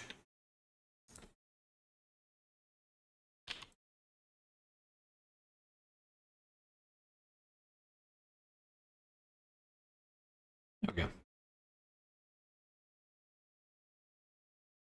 I got scammed with my SSD purchase, almost lost my data. How's it possible? Clone my OS. And so what I thought was a good SSD is not got corrupted, or yeah, corrupted. Dang. That is rough. I'm sorry to hear that, Sean. Rip. We'll play a little song on the passing of your SSD.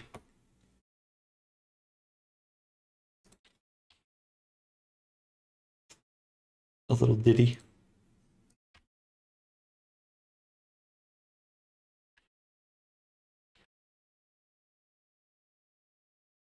Fallen in service.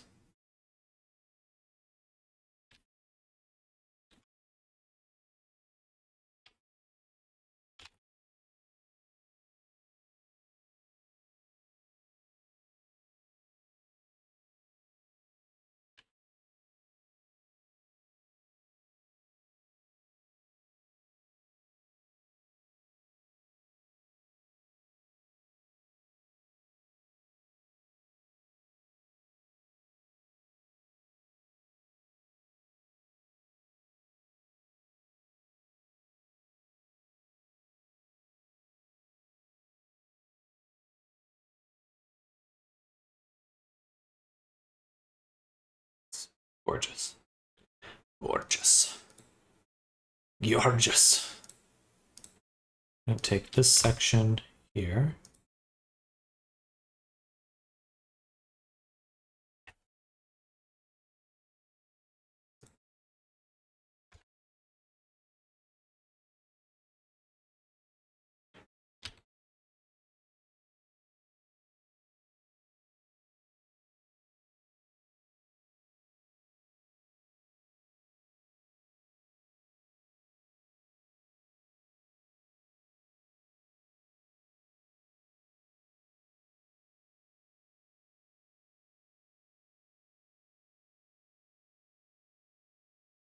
All right.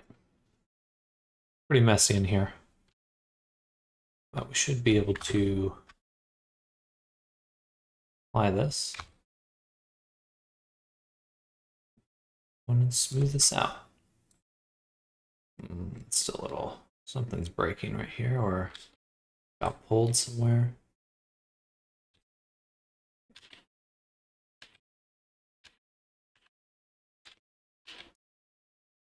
Let's see.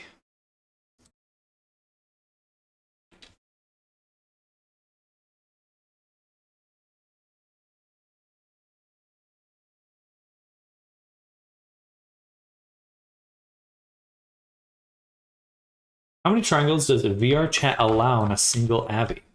So there's a difference between what's allowed and what your performance rank is. There's not really an upper limit. I think there's actually just like a megabyte size limit after a certain point. But in reality, you can pretty much put whatever you want on it.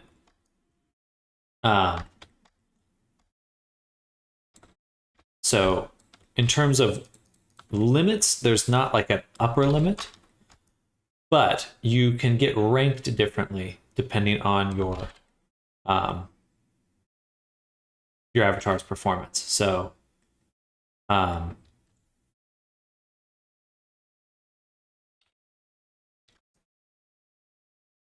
your main concern is kind of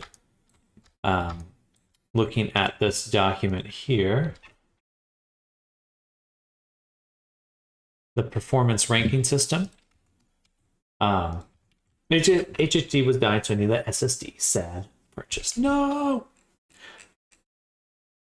But right here, 70,000 is the maximum amount of triangles before your avatar is just ranked very poor automatically without. Oh. Interesting. Chat just died on my end.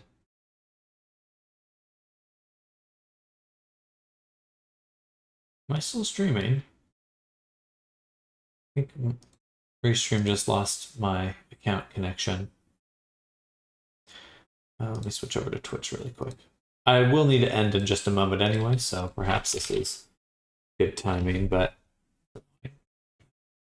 Okay, now it's connected again. Restream kind of pisses me off.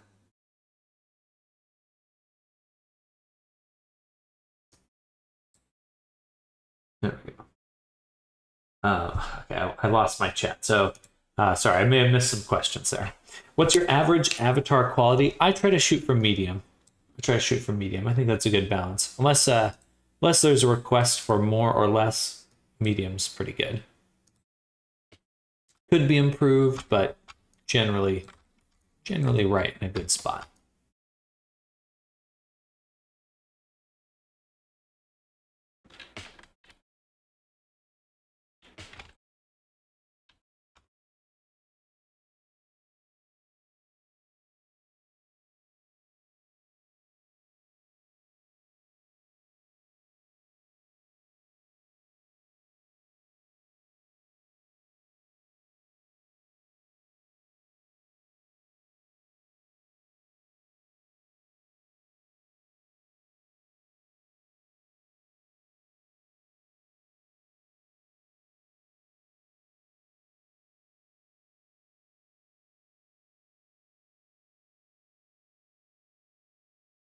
Generally pretty good there. I don't think we'll need much more from the inside of the jacket. There's probably more of the jacket itself I can delete. I'm pretty sure I can delete this whole chunk right here because that's going to be right on the back. Shouldn't ever be able to see that portion because the character is going to be filling it up. But we will want to be able to see that. All right, y'all. For anyone new here, I usually break up my day into 2 streams. So we're just wrapping up the morning stream right now, and I'll be back in about an hour and a half, 2 hours for my second stream of the day. And we're going to work a little bit more on this jacket. We'll probably get to baking for the shoes and jacket and everything else. If you're looking, what I've been doing the past week or so is investigating a Substance Painter alternative, a free alternative called Instamat. So that's what I'll be using to bake. So if that interests you, definitely stick around because I think it's pretty capable, pretty fully featured. There's some, there's a learning curve switching between softwares, but if anyone's looking to free themselves from Adobe, it's a pretty solid alternative. Better than a lot of the other ones out there. Anyway, I will be back very, very soon. Thank you all again for hanging out with me. Hope you're all having an amazing, amazing Thursday. And again, I'll be back very soon, 2 hours from now, and we'll continue. How about Quixel Studio? I prefer Instamat. I haven't done much with Quixel, but I think it's just not as fully featured. But Ariso, Ratans, Snardom, Wincewind, anyone else that's lurking out there, thank you all for hanging out. Enjoy the rest of your day if I don't catch you later. But again, I'll be streaming again in 2 hours, and then, of course, I'll be back tomorrow for Friday. Let's see you soon. See you in just a little bit. Bye, everyone.